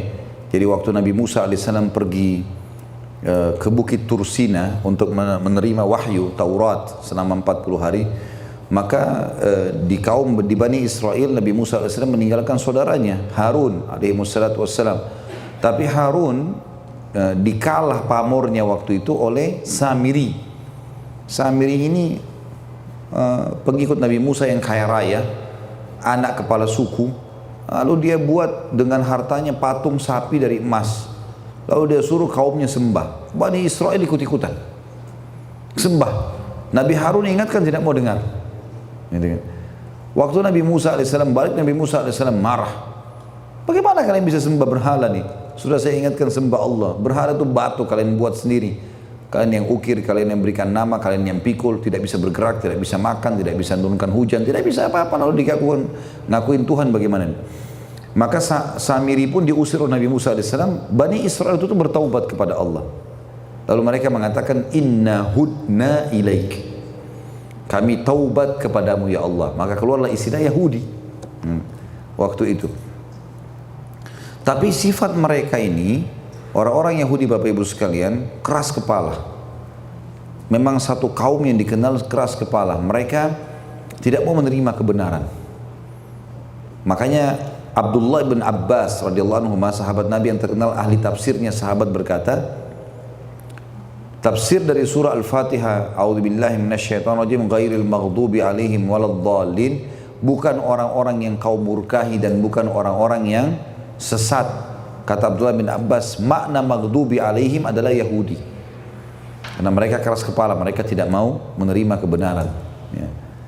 Kalau waladdallin adalah orang-orang Nasrani, karena mereka tahu kebenaran, mereka tidak tahu kebenaran tapi mereka mau mendakwakan sampai mereka mengatakan Allah punya anak. Padahal Allah konsepnya lam yalid walam yulad, tidak beranak, tidak diperanakkan, tidak ada orang tuanya, tidak ada keturunannya. Karena kalau Allah punya orang tua, siapa awalnya? Ayah ibunya siapa di atas? Allah bilang lam yalid walam yulad, tidak ada keturunannya. Kalau ada keturunannya Allah, maka siapa keturunannya selanjutnya? Gitu kan? Gara-gara perbuatan ini Allah SWT sebutkan di ayat 167, wa idh ta'adzana rabbuka la yab'atsanna 'alaihim ila yaumil qiyamati may yasumuhum su'al 'adzab inna rabbaka lasari'ul iqab wa innahu laghafurur rahim. Ingatlah ketika Tuhan memberitahukan bahwasanya sungguh Dia akan mengirim orang-orang yang akan menimpakan azab yang seburuk-buruknya kepada mereka atau orang-orang Yahudi sampai hari kiamat. Dan sungguhnya Tuhanmu sangat cepat siksanya dan sungguhnya Dia maha pengampun lagi maha penyayang. Subhanallah, orang-orang Yahudi Bapak Ibu sekalian sekarang tahu betul tentang agama kita ini dan tahu betul tentang masalah adanya kesalahan di tengah-tengah mereka. Sampai Allah mengatakan dalam ayat lain, ya'rifuna kama ya'rifuna abna'ahum, mereka mengenal Nabi Muhammad SAW sebagaimana mereka mengenal anak-anak mereka sendiri. Tapi mereka nggak mau beriman. Mereka nggak mau beriman. Pernah ada satu orang pendeta Yahudi namanya Abdullah bin Salam radhiyallahu anhu. Ini pendeta Yahudi yang dapat hidayah betul. Dia tidak bisa, dalam jiwanya bergejolak. Ini benar, kenapa ditolak gitu loh. Maka dia pergi ke masjid. Lalu dia bertanya kepada Nabi Muhammad SAW berapa pertanyaan. Dia bilang, hai Muhammad, saya akan bertanya padamu pertanyaan yang tidak bisa dijawab kecuali oleh Nabi.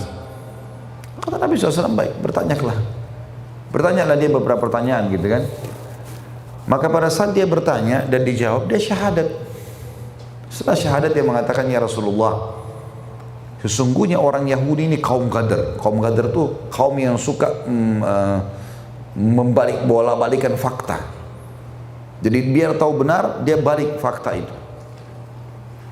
Kata Abdullah bin Salam, maka undanglah tokoh-tokoh mereka ya Rasulullah datang ke masjid Anda ini. Terus tawarkan mereka Islam, lalu tanyakan tentang saya. Kata Nabi SAW, baiklah. Datanglah beberapa pendeta Yahudi. Pada saat itu kemudian Nabi SAW berkata kepada mereka, hai Yahudi, bertakwalah kepada Allah. Kalian tahu saya utusan Allah. Kenapa tidak mau beriman?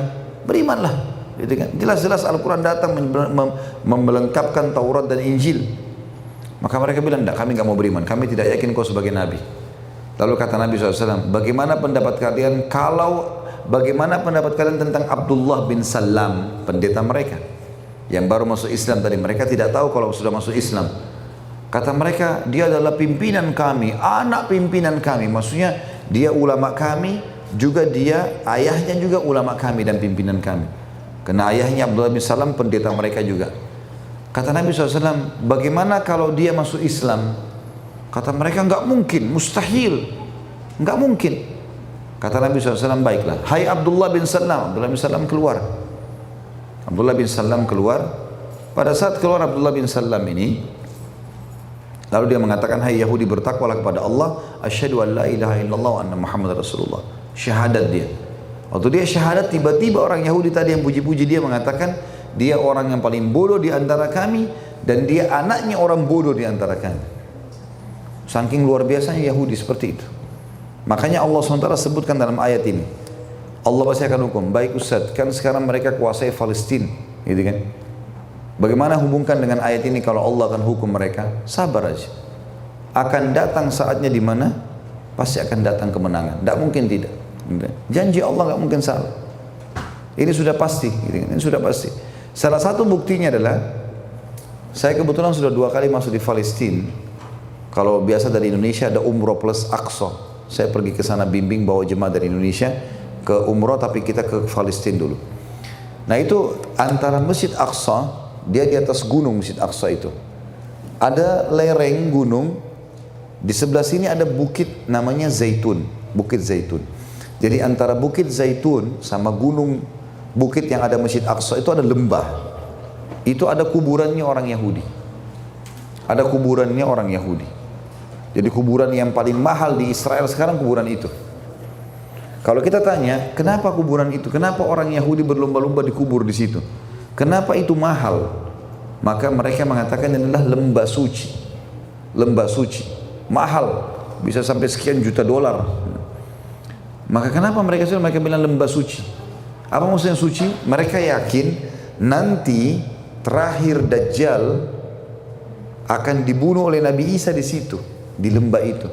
Dan orang-orang Yahudi yang kalau Bapak Ibu pernah dengar hadis, nanti pada akhir zaman pada saat Dajjal terbunuh lalu orang Yahudi sembunyi di atas pohon dan di bawah pohon dan di atas batu, lalu batu dan pohon bicara, hai muslim ini Yahudi, bunuhlah dia. Nah di lembah itu mereka, makanya mereka sudah tahu nanti kalau mereka akan dibunuh di situ di akhir zaman, kan? Mereka sengaja beli lagi, sengaja minta dikubur di situ. Kan itu aneh ya. Tapi subhanallah, maghdubi alaihim, Allah murka dengan mereka. Makanya Allah mengatakan dalam dalam Al-A'raf 167 itu, Allah akan utus kaum yang akan membinasakan mereka nanti. Baik, itulah Bapak Ibu sekalian sebab-sebab daripada bencana umum. Artinya merata. Kalau Bapak Ibu jauhi ini, maka insya Allah tidak akan kena bencana. Gitu. Ya. Dan ingat selalu tadi, dua ayat ini hafal baik-baik. Al-Qasas surah nomor 28 ayat 59 tadi dengan Hud surah nomor 11 ayat 117. Allah berjanji Allah tidak akan membinasakan satu kaum ya, sampai Allah kecuali kalau penduduknya berbuat zalim atau kalau penduduknya berbuat baik, tidak akan Allah binasakan. Baik, sekarang kita masuk Bapak Ibu sekalian ke cobaan. Kan tadi di awal pertemuan saya bilang ada dua ya, ada bencana, ada cobaan. Kalau bencana merata, kalau cobaan datang secara individu. Ya, tadi kita sudah baca dalilnya surah Al-Baqarah ayat 155. Yang Allah bilang kami pasti akan menguji kalian dengan sedikit. Nanti sudah saya jelaskan ayatnya sampai akhir.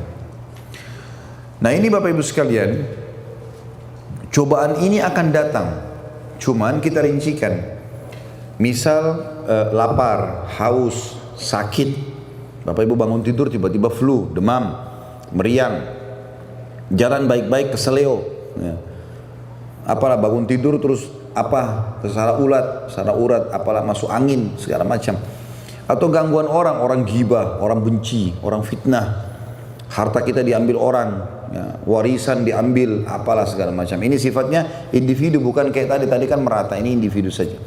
Nah ini pasti datang kepada orang beriman, pasti juga datang kepada orang fasik, pasti datang kepada orang kafir. Fasik artinya muslim tapi masih banyak dosanya ya. Baik, kalau orang beriman, Bapak Ibu sekalian, kalau Bapak Ibu sudah istiqomah di jalan Allah, yang halal Bapak Ibu nikmati, yang haram Bapak Ibu tinggalkan, yang diperintahkan kerjakan, yang dilarang Bapak Ibu jauhi, lalu datang cobaan. Itu bukan berarti Allah tidak sayang pada kita, justru Allah sayang. Justru Allah SWT sayang ya. Karena ini akan membersihkan sisa dosa kita. Kalau sudah bersih dosanya, Allah akan tinggikan derajatnya di surga.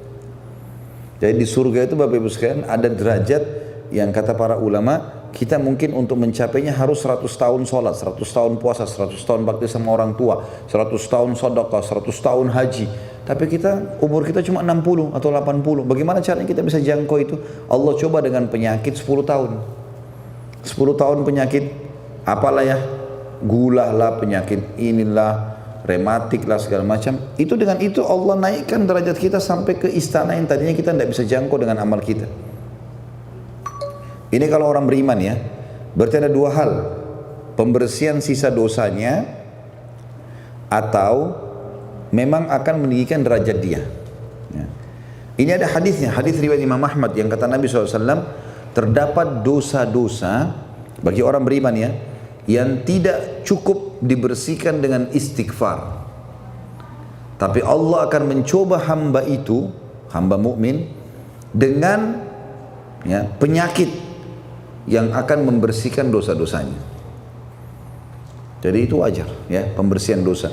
Dalam hadis yang lain kata Nabi SAW, dalam hadis Bukhari, Allah akan terus menguji seorang mukmin di dirinya. Sakit, gangguan orang, dijelekkanlah. Ya, Bapak Ibu jangan menghayal, oh saya sudah jadi orang baik nih, pasti tidak ada lagi orang yang benci saya. Nah, dibenci sama orang. Ada orang yang hasut Bapak Ibu sekalian. Jangan merasa bebas dari itu. Karena orang yang lebih baik dari kita, Nabi Muhammad SAW saja, banyak orang yang benci. Ya, di zaman beliau saja ada orang-orang munafik yang tidak suka dengan Nabi SAW. Ada. Bahkan pimpinannya namanya Abdullah bin Abi Salul. Abdullah namanya. Pimpinan orang munafik itu membenci Nabi SAW. Pernah difitnah rumah tangganya Nabi SAW, dikatakan Aisyah berzina radhiyallahu anha dengan Safwan dalam kisah ifk yang masyhur pada saat Nabi SAW pulang dari perang Bani Mustaliq. Ya. Kemudian pernah mereka memfitnah Nabi SAW sengaja mengajak-ngajak orang pergi perang di musim panas. Ya, apalah Nabi Muhammad SAW mengambil harta tidak adil dari harta rampasan perang, banyak fitnah. Tapi Nabi SAW lalui. Berarti kalau Nabi SAW saja manusia terbaik dicoba, apalagi kita? Ya, apalagi kita? Ya. Jadi cobaan itu datang secara individu. Ya. Dan makin tinggi iman seseorang, makin tinggi cobaannya. Karena cobaan itu akan, tadi saya bilang, membersihkan sisa dosanya atau akan mengangkat derajatnya. Dalam hadis yang lain dikatakan, kalau orang mukmin meninggal, maka akan keluar keringat di keningnya. Di sininya akan keringatan, ya. Orang mukmin dalam sebuah hadis sahih dikatakan. Dan itu, ya, kata Allah SWT, kata Nabi SAW dalam hadis qudsi, Allah berfirman, dan itu ya, karena rahmat Allah, rahmatku kepadanya, kata Allah SWT. Karena dosanya masih tertinggal, maka Allah berikan dia itu tadi. Jadi dia merasa kayak agak berat, keluar keringatnya, akhirnya membersihkan sisa dosanya. Sampai dia bertemu Allah, tidak lagi tersisa dosanya. Hadis tadi yang sebelumnya saya sebutkan juga begitu. Kata Nabi SAW, belum saya lanjutkan tadi hadisnya. Kata Nabi SAW, seorang mukmin terus diuji di dirinya, di keluarganya, di hartanya, sampai dia bertemu dengan Allah tidak tertinggal sedikit pun dari dosanya. Jadi sudah biasa itu Bapak Ibu sekalian. Saya yakin kalau orang ya, di antara kita bukan anak-anak lagi, pasti pernah utangkan orang tidak dibayar. Pernah kan? Itu sudah umum, semua orang rasakan itu. Jadi kalau utangin orang, anggap sudah tidak kembali, supaya tidak pusing, gitu kan? Karena kadang-kadang kalau mereka mau datang pinjam, ngerengek-ngerengek, begitu kita nagih, kita yang merengek, ya. Itu sudah umum. Jadi jangan berpikir tidak dicoba, tapi Allah akan coba. Tapi cobaan ini bisa kita lalui, ya. Karena kata Nabi SAW, Allah tidak akan menguji hamba di atas kapasitasnya, di atas kemampuannya. Baik. Ini kalau orang beriman, masalah pengampunan dosanya atau peninggian derajatnya. Kalau orang fasik, orang muslim, tapi masih banyak dosanya, ada dua manfaatnya. Peringatan bagi dia supaya berhenti dari dosa itu yang pertama. Yang kedua, pembersihan dosa-dosanya. Itu kalau orang fasik. Jadi kalau ada orang fasik, orang muslim masih banyak dosanya, lalu dia dicoba oleh Allah Subhanahu wa taala, maka itu berarti bisa menjadi peringatan buat dia supaya dia kapok. Karena orang kalau ditimpa penyakit, orang kalau kena cobaan, orang jadi berhenti buat dosa, ya. Sekarang kalau orang biasa ke diskotik, kemudian dia sakit demam, meriang, temannya telepon, mau pergi kira-kira? Dia tidak, dia berhenti, ya. Jadi cobaan itu datang untuk itu. Dan sekaligus membersihkan kalau dia punya dosa. Kalau orang kafir, murni peringatan. Murni peringatan. Ya. Dalilnya tentang masalah juga kalau orang fasik ini ya, orang fasik ataupun orang kafir itu ada dalam surah An-Nahl. Jadi kalau kita sebutkan sebabnya cobaan datang ada dua, karena dosa ya, atau karena kelalaian. Kalau orang fasik sama orang kafir ya, dosa atau kelalaian. Kalau orang mukmin murni untuk membersihkan dosanya karena dia sudah taubat dan meninggikan derajatnya. Nah kalau orang fasik ya, Ini kecobaannya atau orang kafir karena dosa atau karena kelalaian. Kalau dosa sudah saya sebutkan hadis ya. Ada kata Nabi SAW hadis riwayat Ahmad, tidak akan ada penyakit yang tidak cukup dengan istighfar, tapi Allah coba dengan penyakit. Kalau kelalaian, sebab yang kedua daripada datangnya cobaan khusus ini, ya, itu adalah ayat Al-Quran dalam surah An-Nahl, surah nomor 16, ayatnya 107, 108.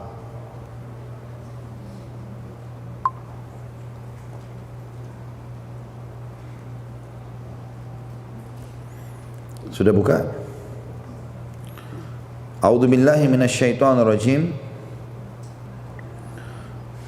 Dzalika bi annahu mustahabbul hayatad dunya 'alal akhirah wa anna Allah la yahdil qaumal kafirin. Yang demikian itu disebabkan karena mereka lebih mencintai kehidupan dunia daripada akhirat, dan Allah tidak memberi petunjuk kepada kaum yang kafir. Ya. Ayat 108-nya, ulaika alladzina taba'allahu ala qulubihim wa sam'ihim wa absarihim wa ulaika humul ghafilun. Mereka itu adalah orang-orang yang hati, pendengaran dan penglihatan telah dikunci oleh Allah, dan mereka adalah orang-orang yang lalai. Ya. Jadi kalau Bapak Ibu lalai dari kehidupan akhirat, malas ibadah, maka Allah datangkan cobaan. Ini untuk orang fasik tadi. Ya. Cobaan ini untuk memberhentikan dia dari dosa. Berapa banyak orang Bapak Ibu sekalian mau taubat setelah datang cobaan kan? Tabrakan, masuk rumah sakit, datang bencana, bangkrut dari usaha, ya, ada masalah rumah tangganya. Nah baru dia mau menuju ke agama. Maka kelalaian ini akan mendatangkan cobaan juga sebabnya. Kalau orang mukmin tadi sudah saya jelaskan, penyebabnya adalah untuk membersihkan dosanya, ya.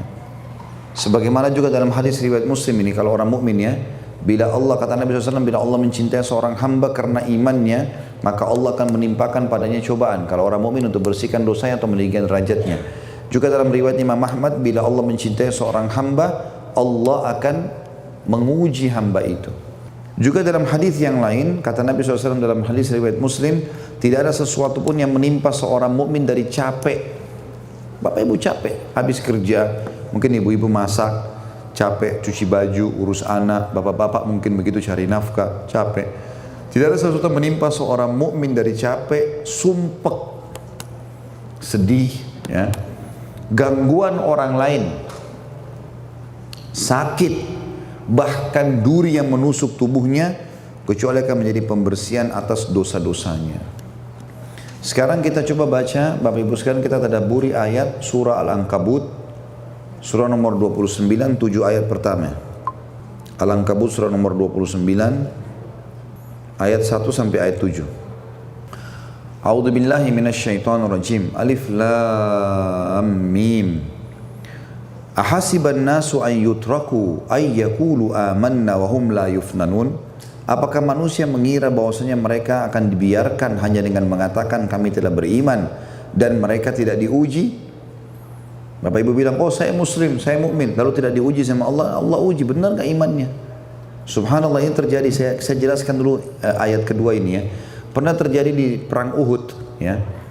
Di perang Uhud itu kan Nabi SAW meletakkan Bapak Ibu sekalian 50 orang pemanah di atas bukit pemanah. Dan ada 650 pasukan di kancah peperangan sedang berperang melawan orang kafir Quraisy yang jumlahnya waktu itu 3.000 orang. 2.800 di kancah peperangan, 200 orang ada di sebuah lembah dipimpin Khalid bin Walid untuk memata-matai kekuatan muslimin. Yang jelas waktu itu Nabi SAW titip pesan kepada 50 pemanah, jangan tinggalkan ya bukit ini, pemanah ini, karena itu kekuatan umat Islam di situ. Kami menang atau kami kalah? Rupanya di awal serangan Quraisy kalah, yang 2.800 lari semua, 650 ini mengejar. Rupanya pemanah yang 50 ini turun ke kancah peperangan, ikut-ikutan memungut, ya, harta rampasan perang. 43 orang turun, sisa 7 orang di atas bukit yang tidak. Dan Abdullah bin Jubair radhiyallahu anhu yang memimpin pasukan pemanah di atas yang 50 ini mengingatkan jangan turun, tapi mereka tidak mau tahu, mereka turun. Ringkas cerita Bapak Ibu sekalian, waktu itu akhirnya kocar-kacir pasukan muslimin karena 200 orang pasukan Quraisy yang ada di lembah yang memata-matai kekuatan muslim manuver dari belakang bukit naik membunuh 7 orang, lalu mereka menyerang muslimin dari belakang. Kemudian bendera Quraisy didirikan lagi kembali, akhirnya sampai mereka sempat mengalahkan muslimin. Waktu itu Allah SWT turunkan ayat Al-Quran yang menjelaskan tentang keadaan muslimin.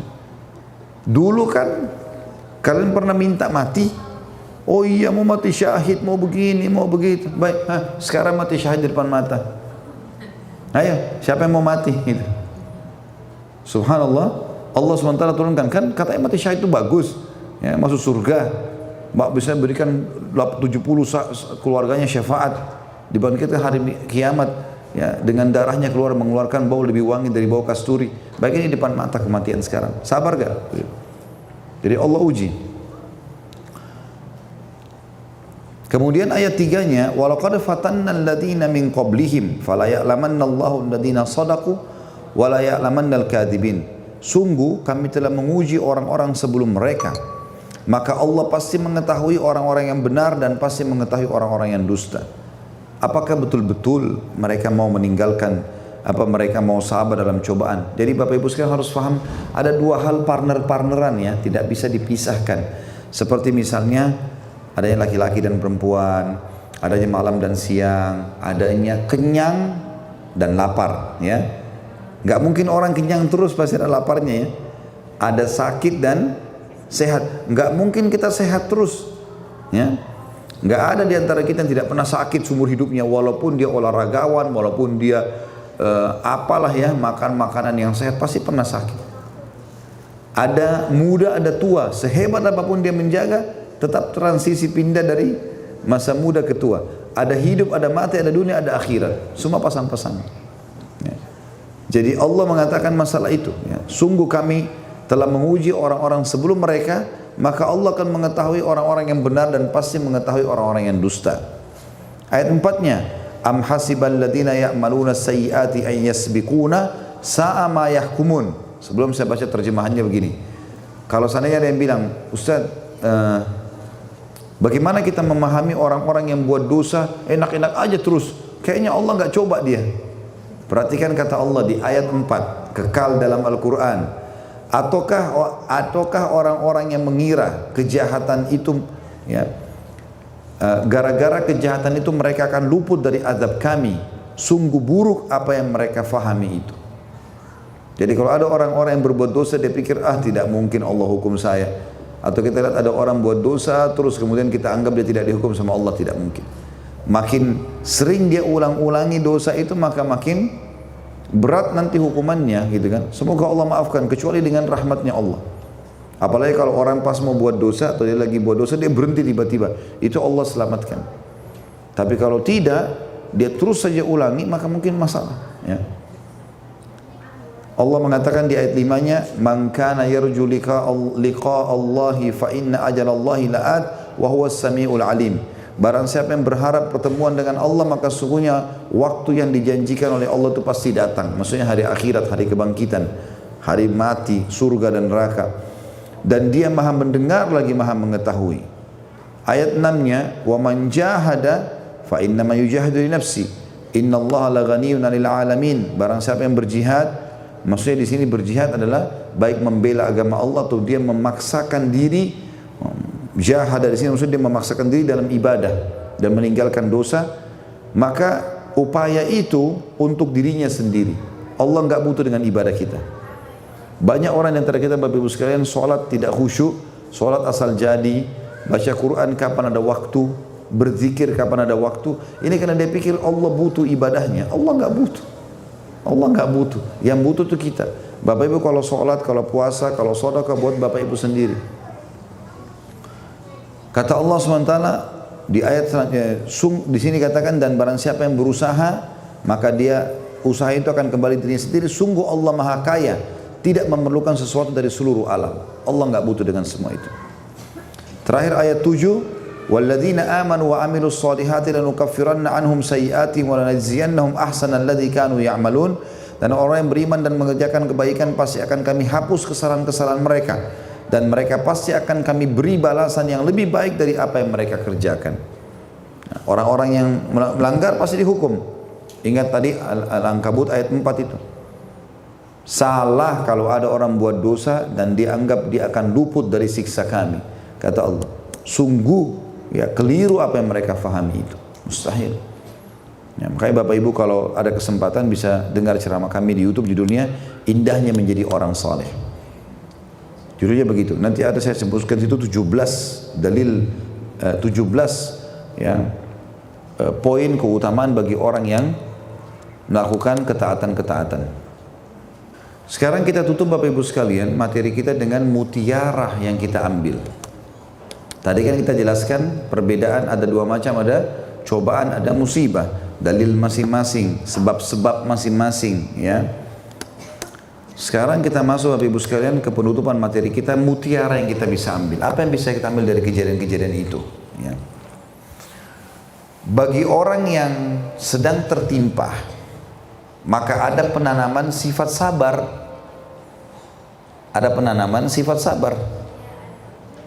Dan sabar ini adalah ibadah yang paling besar pahalanya. Sampai Allah mengatakan dalam ayat Al-Quran, A'udzubillahi minasyaitonirrajim, innama yulaqqas sabiruna ajrahum bighairi hisab. Allah akan memberikan balasan kepada orang-orang yang sabar tanpa ada hisab. Enggak ada hitungan pahalanya, udah melimpah. Dan pahala sabar akan didapat kalau kapan? Kalau cobaan sedang ada. Kalau cobaan lagi tidak ada, bagaimana Bapak Ibu bisa dapat pahala sabar? Allah juga berkata tentang surga, wa ma yulaqqaha illa alladziina sabaru wa ma yulaqqaha illa dzu hadzin 'adzim. Tidak akan pernah orang masuk surga kecuali orang yang sabar, dan tidak akan mendapatkan surga kecuali orang yang memiliki nasib yang baik. Ada sabar di sini ya. Kata Nabi SAW, tidak ada sesuatu yang paling baik yang Allah berikan kepada seorang hamba mengalahkan kesabaran. Sabar luar biasa. Nah, tapi perlu saya sampaikan definisi sabar ya. Sabar itu Bapak Ibu sekalian menerima takdir Allah dan ikhtiar mencari jalan keluar. Itu sabar. Menerima takdir Allah dan ikhtiar cari jalan keluar. Jadi bukan kesabaran Bapak Ibu sekalian kalau kita ada orang lagi sakit atau orang lagi mau, lalu kita mengatakan sabarlah, duduk manis, tulus dadanya ya. Sabar, suruh duduk, enggak, itu sabar. Bapak Ibu termasuk sabar kalau bangun tidur kemudian kita flu ya, itu. Lalu kita terima, oh Allah lagi mencoba saya, sakit flu. Dia tidak berkeluh kesah, dia tahu sudah terjadi, kemudian dia langsung ikhtiar, minum obat, minum teh hangat ya. Ikhtiar, itu namanya sabar. Masuk dalam sabar kalau ada seseorang di antara kita mengutangkan uang kepada orang, kemudian kita nagih, itu sabar.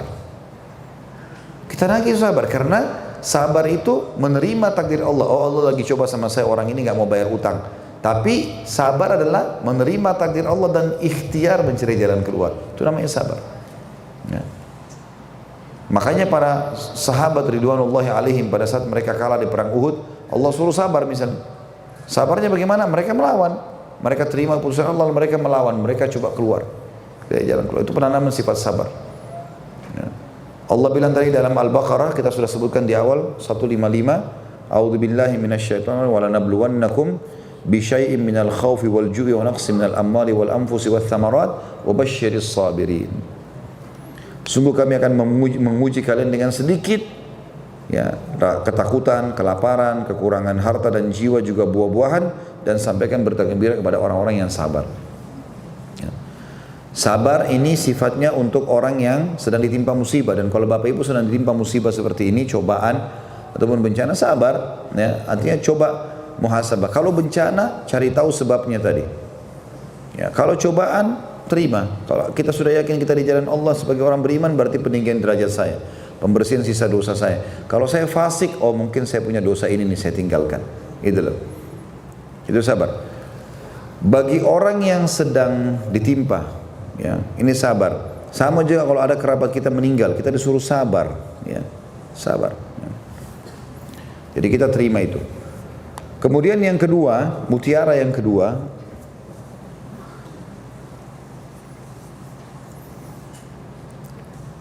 kembali ke jalan Allah. Dengan adanya cobaan kita kembali ke jalan Allah. Dan untuk kembali ke jalan Allah kita lanjutkan surah Al-Baqarah 156 sampai 157. dengan mengucapkan kalimat istirja. Inna lillahi wa inna ilaihi raji'un. Tadi kita sudah sebutkan di mutiara pertama masalah sabar dalam Al-Baqarah 155. Lanjutannya 156-nya setelah Allah bilang wabasyiris sabirin, 156-nya alladzina idza asabathum musibatun qalu inna lillahi wa inna ilaihi raji'un. Yang mereka kalau ditimpa musibah, dan perlu saya jelaskan, musibah ini kalimat yang menggabungkan antara cobaan sama bencana. Itu musibah, induk judulnya musibah. Kalau disebutkan musibah berarti masuk dua-duanya. Masuk cobaan yang individu, masuk juga bencana. Ya. Dan sampaikanlah berita gembira.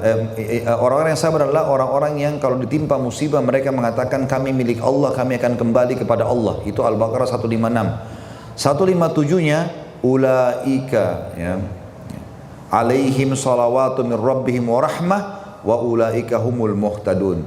Mereka itu adalah orang-orang yang mendapatkan keberkahan yang sempurna dan rahmat dari Tuhan mereka, dan mereka adalah orang yang mendapatkan petunjuk. Berarti kesempatan kita kembali ke jalan Allah Subhanahu wa taala. Subhanallah, ada satu anak muda Bapak Ibu sekalian di Riyadh, tabrakan, kakinya patah. 2 tahun kakinya di semen, ya, digantung. Ada satu ulama, atau sifatnya beberapa ulama di Saudi sering lakukan ini. Mereka seminggu sekali atau sebulan sekali datang ke rumah sakit, kemudian pamit sama pemilik rumah sakit atau yang bertanggung jawab untuk mendatangi kamar-kamar. Datang pamit cuma mengatakan sabarlah ya, ini pahalanya ada segala. Dinasehatin lah sebagai seorang muslim. Ya. 5 menit pindah kamar sebelah, pindah kamar sebelah, pindah kamar sebelah gitu. Orang ini, syekh ini, orang alim ini datang dari kamar-kamar sampai tiba di kamarnya anak muda yang kakinya patah tadi. Begitu masuk ke kamar dia bilang sabarlah, dinasihatin segala macam. Lalu dia bilang alhamdulillah, kata anak muda itu, alhamdulillah syekh, saya bersyukur sama Allah ya atas musibah ini. Ini syekh bilang heran, biasanya yang lainnya semua pada merasa beban dengan musibah ini, malah dia merasa musibah ini baik buat dia. Kata syekhnya, kenapa bisa kau katakan ini baik? Kau bersyukur kepada Allah dengan kakimu patah. Dia bilang, syekh perlu tahu, 2 tahun yang lalu sebelum kaki saya begini, saya orang yang lalai, selalu tinggalin sholat, malas-malesan, banyak ibadah yang saya tinggalkan, maksiat saya coba lakukan semuanya. Subhanallah, satu waktu saya keluar tabrakan, kaki saya patah. Hari-hari pertama memang saya kesakitan. Akhirnya karena saya mau tidak mau, tidak bisa bergerak, mau nangis pun tetap begini keadaannya. Setelah berlalu seminggu kurang lebih, lalu saya mulai sadar kalau memang ini adalah cobaan. Lalu saya mulai pada saat itu sholat, saya berdoa, saya berzikir. Dan perlu anda tahu, selama 2 tahun kaki saya begini, saya bisa hafal 30 juz Al-Quran. Dia bilang kalau tidak datang musibah ini, mungkin saya tidak bisa hafal Al-Quran. Subhanallah, ada orang begitu. Datang cobaan, dia jadikan sebagai petunjuk. Allah SWT jadikan petunjuk buat dia. Dia sadar. Tapi yang perlu kita hati-hati Bapak Ibu sekalian, kalau kita buat dosa, biasanya peringatan-peringatan Allah dengan rahmatnya Allah, ya Allah datangkan bertahap. Ya. Kalau orang misalnya mau berzina di kamar hotel, maka pertama Allah kasih dulu rasa takut. Nanti takut ketahuan, takut ini, takut itu. Dia tetap melangkah, mungkin nanti pasangannya telepon.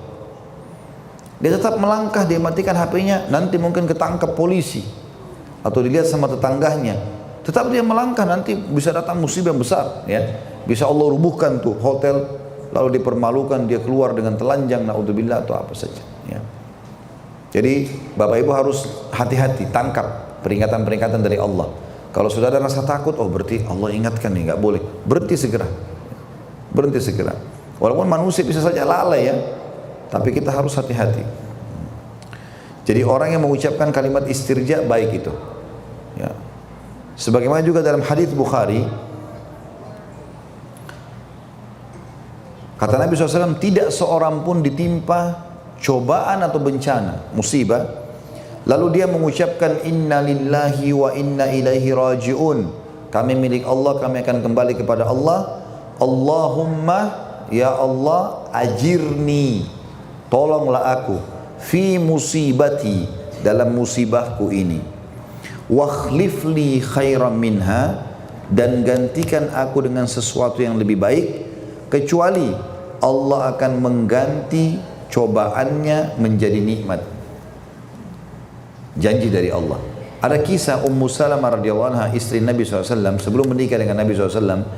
Abu Salamah orang soleh, luar biasa imannya. Meninggal Abu Salamah. Ummu Salamah masih muda, masih butuh suami. Ada anaknya satu Salamah. Maka di awal-awal Islam masih belum banyak laki-laki Islam. Dia dengar hadis Nabi SAW ini. Siapa yang ditimpa musibah lalu dia membaca inna lillahi wa inna ilaihi raji'un, Allahumma ajirni fi musibati wa akhlif li khairan minha. Kami milik Allah, ya, dan kami hanya akan kembali kepadanya. Allahumma ya Allah, ajirni, tolonglah aku fi musibati, dalam musibahku ini, wa akhlif li, dan gantikan aku khairan minha, lebih baik darinya. Maka akan Nabi mengatakan akan diganti musibahnya jadi kenikmatan. Maka Ummu Salamah bilang, saya amalkan doa ini selama 3 bulan. Dan terus saja saya bertanya, kira-kira siapa yang akan Allah gantikan sebagai suami saya?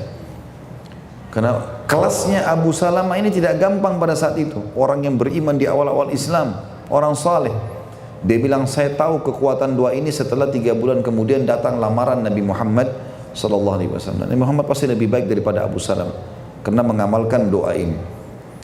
Dan para ulama salaf, Bapak Ibu sekalian, itu walaupun kaki mereka tersentuh batu, mereka mengatakan inna lillahi wa inna ilaihi raji'un, Allahumma ajirni fi musibati wa akhlif li khairan minha. Mau keluar rumah hujan, inna lillahi wa inna ilaihi raji'un. Apa saja, kita mau makan makanan belum siap, inna lillahi wa inna ilaihi raji'un. Apa saja, janjian sama orang batal, tidak jadi menikah, tidak jadi buka usaha, tidak jadi, inna lillahi wa inna ilaihi raji'un, Allahumma ajirni fi musibati wa akhlif li khairan minha. Mutiara yang ketiga, munculnya solidaritas, ya. Dengan adanya musibah, maka orang akan mulai peduli lagi dengan orang lain, ya. Kata Nabi SAW, barang siapa yang membantu muslim dalam bencananya di dunia atau cobaan musibahnya, maka Allah akan membantunya dari musibahnya pada hari kiamat. Siapa yang mengeluarkan seorang muslim dari masalahnya di dunia, Allah akan keluarkan dari masalahnya dia di akhirat nanti. Jadi sekarang ini terutama teman-teman sekalian, saudara kita di Palestina, di Syria, di Yaman, di Irak, di Myanmar, terutama Myanmar sekarang ini yang sangat luar biasa membutuhkan uluran kita. Yang dibutuhkan yang paling pertama adalah doa. Tak boleh kita luput. Dan sekarang saya himbaukan untuk semua imam masjid, baik itu orang Indonesia atau bukan orang Indonesia, semua muslim seluruh dunia, imamnya sudah harus kunut nazilah. Nggak boleh lagi tidak. Kunut nazilah, kunut yang dibaca oleh baginda Nabi Muhammad SAW subuh, duhur, asar, maghrib, isya, semuanya pakai kunut, meminta agar Allah Subhanahu Wa Taala menolong muslimin dan membinasakan musuh-musuhnya. Karena ini biadab sekali, luar biasa biadabnya. Saya tidak bisa terus terang, semua cuplikan yang banyak disebarkan sekarang, tidak ada yang tidak mampu saya lihat gitu. Perempuan muslimah sudah diperkosa, kemudian dipotong tangan sama kakinya, lalu dipotong lehernya, luar biasa gitu, kayak bukan manusia. Anak kecil dibakar, ya, terus diinjak-injak lah, dipukulin, aduh, tidak masuk di akal lah, ya. Dan itu merata, baik itu militernya ataupun masyarakat biasanya. Dan la haula wala quwata illa billah, ya. Tidak ada pemimpin muslim yang bergerak untuk melakukan hal-hal yang besar. Yang mereka bisa lakukan sekarang adalah membantu pangan, ya, obat-obatan. Ini semestinya kalau dalam Islam sudah harus bergerak, ini sudah harus berjihad, ya. Sudah tidak bisa lagi diam. Tapi kita masyarakat biasa begini, kita lakukan doa, tidak boleh lagi kita tinggalkan. Yang kedua, kita lakukan apa yang kita mampu dari bantuan-bantuan yang mereka butuhkan, dari obat-obatan, makanan, pakaian, lakukan semuanya. Yang ketiga, bila ada panggilan jihad, ya harus berjihad. Artinya pemimpin-pemimpin muslim mengumandangkan itu, maka muslimin bergerak. Dan tidak boleh tinggal diam. Karena perbuatan mereka ini sudah bukan cuma sekedar ras. Karena mereka masuk ke masjid, membakar Al-Quran, gitu kan? Sengaja umat Islam, dan dibakar manusianya, nih luar biasa gitu. Saya tidak habis pikir, ya, mungkin kalau orang memukul seorang laki-laki, ya, laki-laki itu jahat sama dia, mungkin ini tidak ada hubungannya orang keluar dari masjid dipukul, dibakar segala macam. La haula wala quwata illa billah. Nah, solidaritas kita harus muncul di sini. Ya, harusnya begitu, peduli luar biasa. Tidak boleh kita diam. Ya. Dan himbauan kami kepada seluruh pemimpin Muslim harus bisa menolong saudaranya Muslim. Tanggung jawab besar pada hari kiamat. Ya. Siapapun sekarang harus bisa bergerak untuk menolong saudara-saudaranya di sana. Ya. Bahkan saya dengar banyak sekali orang-orang Myanmar, orang-orang Muslim di sana itu yang diperjualbelikan. Kalau mau dibeli maka bisa dibeli dengan $1.000, berapa dolar, dibebasin. Sampai yang kami tahu dulu Raja Abdullah di kejadian sebelum ini ya, sebelum ini kejadian ini pernah menebus, dan itu ditebus satu orang sekitar $1.000, disebut bersekian orang dikeluarkan. Alhamdulillah banyak negara-negara Islam juga yang menampung ya, seperti sekarang Saudi dan Turki, keduanya meminta agar perbatasan Bangladesh dibuka, dan Saudi sekarang membantu. Sudah dikirim 50 ton makanan dan juga bantuan-bantuan yang lainnya gitu kan. Tapi tentu kita harapannya ini orang-orang yang berbuat kekejaman ini dihukum. Kalau di zaman Nabi SAW, di zaman Abu Bakar, Khulafaur Rasyidin sudah selesai urusannya ini. Udah nggak boleh didiamkan begini karena biadab sekali. Dan seperti sengaja diekspos. Jadi melakukan kebiadaban disorting pakai HP-nya. Baru diekspos ya ke media. Ini kan berarti sengaja menantang gitu kan. Ini tidak masuk di akal, kebiadaban begini dibiarkan. Tidak boleh didiamkan ini, ya, tidak boleh didiamkan. Dan kata Nabi SAW juga, sebaik-baik Muslim adalah orang yang paling bermanfaat bagi orang yang lain. Juga dalam hadis yang lain kata Nabi SAW, barang siapa yang tidak peduli dengan masalah atau musibah kaum muslimin, maka bukan dari golongan mereka.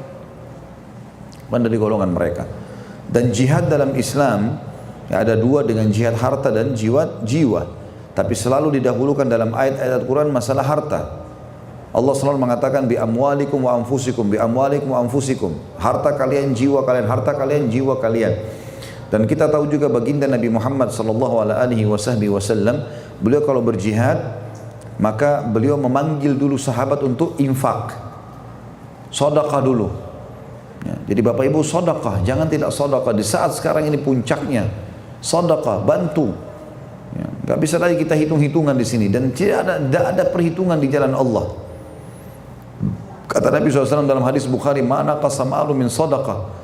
Tidak akan berkurang harta seorang hamba karena sadaqah.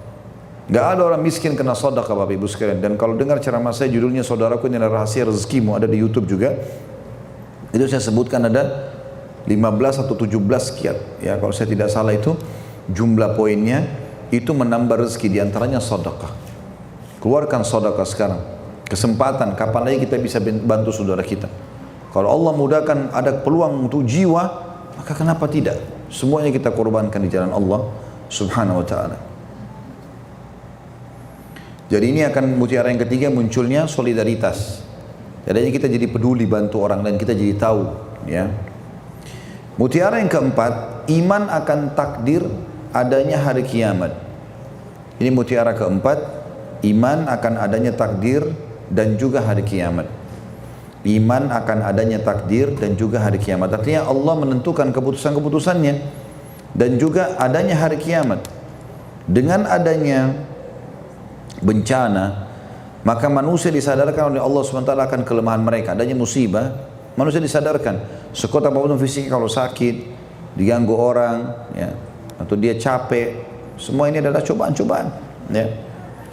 Dengan adanya bencana maka manusia disadarkan oleh Allah SWT akan kelemahannya, dan ia berjalan sesuai kehendak Allah atau takdir dengan kebijaksanaan dan keadilannya.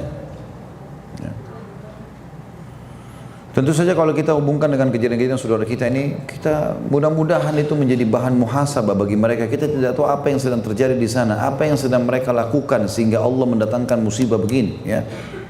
Ini kata Nabi SAW, tidak ada dosa yang tersebar di tengah-tengah kalian kecuali Allah akan utus kepada kalian pemimpin yang pemimpin zalim yang akan memimpin kalian. Ini kezaliman gitu. Ada masalah apa nih gitu kan? Tentu kita bukan menjelek-jelekkan, tapi harusnya dijadikan bahan muhasabah. Sambil yang sedang tidak ditimpa musibah bantu, harus bergerak gitu kan? Sebagaimana sudah kita jelaskan tadi, tidak boleh diam. Juga dengan adanya bencana atau musibah, ya, cobaan ini, maka manusia disadarkan pula tentang adanya kematian dan hari pulang kepada Sang Pencipta Allah Subhanahu wa ta'ala. Tentu teman-teman kita yang dibantai segala macam dengan biadab ini, Mungkin di mata kita Bapak Ibu sekalian kejam sekali, betul, dan itu menyakitkan bagi kita. Allah SWT ingin melihat mana peduli kita nih, gitu kan? Apa yang kita lakukan? Gitu. Sudah melampaui batas. Dan bagi mereka teman-teman sekalian, mati karena ajalnya sudah datang, bukan karena siksaan itu ya. Karena kalau belum datang ajalnya tidak akan mati. Kuasa Allah SWT. Dan Allah kalau menutup hidup seorang hamba dengan husnul khatimah, termasuk mati syahid ya, dibunuh itu husnul khatimah itu puncaknya mati syahid. Dan teman-teman kita di Myanmar, di Palestina ini banyak mati syahid. Kuasa Allah SWT. Orang kalau mati syahid Bapak Ibu sekalian, orang kalau mati mau ditebas sama pedang, mau dibakar, mau ditusuk, dia sudah tidak rasa itu lagi. Yang dia rasa adalah malaikat maut mencabut ruhnya ya. Jadi saya pernah, atau saya sering kasih contoh di pengajian saya, kalau ada orang ditabrak kereta api, kepalanya hancur, ada orang tenggelam di lautan dimakan ikan, ada orang di atas pesawat meledak, ada orang dipotong-potong badannya oleh musuh, gitu kan? Itu semua Bapak Ibu sekalian sama saja satu. Itu satu, ya. Artinya mereka tidak merasakan lagi itu. Jadi mereka tidak rasakan lagi itu, mereka merasakan hal yang lain. Mereka hanya merasakan sakaratil maut. Ya. Mutiara yang kelima, ini kita tutup dengan 7 mutiara ya. 6 mutiara, maaf. Mutiara kelima, bagi orang mukmin, cobaan bagi orang mukmin adalah kebaikan baginya. Itu mutiara yang kelima. Artinya orang mukmin akan menjadi pembersihan dosanya dan peninggian derajatnya. Dan bagi orang fasik, peringatan dan sekaligus pembersihan dosa. Bagi orang kafir murni peringatan. Mutiara yang keenam, yakinlah Allah tidak akan menguji seorang hamba di atas kemampuannya. Itu mutiara yang keenam. Sebagaimana sabda Nabi SAW, Allah tidak akan menguji hamba di atas kemampuannya. Artinya Allah tahu memang orang-orang ini mampu, gitu kan? Maka dengan kuasa Allah SWT, Allah berikan cobaan kepada mereka dengan itu. Ya, Allahu a'lam. Baik, mungkin karena melihat waktu sudah mau masuk waktu azan ya, 1:21. Mungkin saya tutup sampai di sini Bapak Ibu sekalian. Mungkin begitu saja kita berdoa kepada Allah SWT, semoga majelis kita diberkahi olehnya dan dijadikan sebagai tambahan amal kita pada hari kiamat. Semoga seluruh amal tidak terkecuali yang pernah kita kerjakan sampai menjelang ajal datang nanti insyaallah semua diterima oleh Allah dengan pahala yang sempurna, dan semua dosa yang pernah kita kerjakan sekecil sampai sebesar apapun diganti oleh Allah dengan kemahamurahnya menjadi pahala yang sempurna.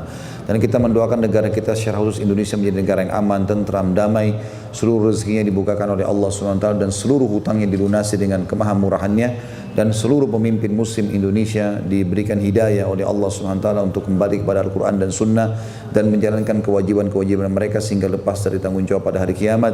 Dan seluruh masyarakat Indonesia tidak terkecuali muslim atau non-muslim semua mendapatkan haknya, dan semoga Indonesia menjadi contoh bagi negara yang lain. Tidak pernah lupa kita doakan saudara kita di Palestina, di Syria, di Yaman, di Irak, di Myanmar, di Ahsa, di mana pun yang sedang tertindas.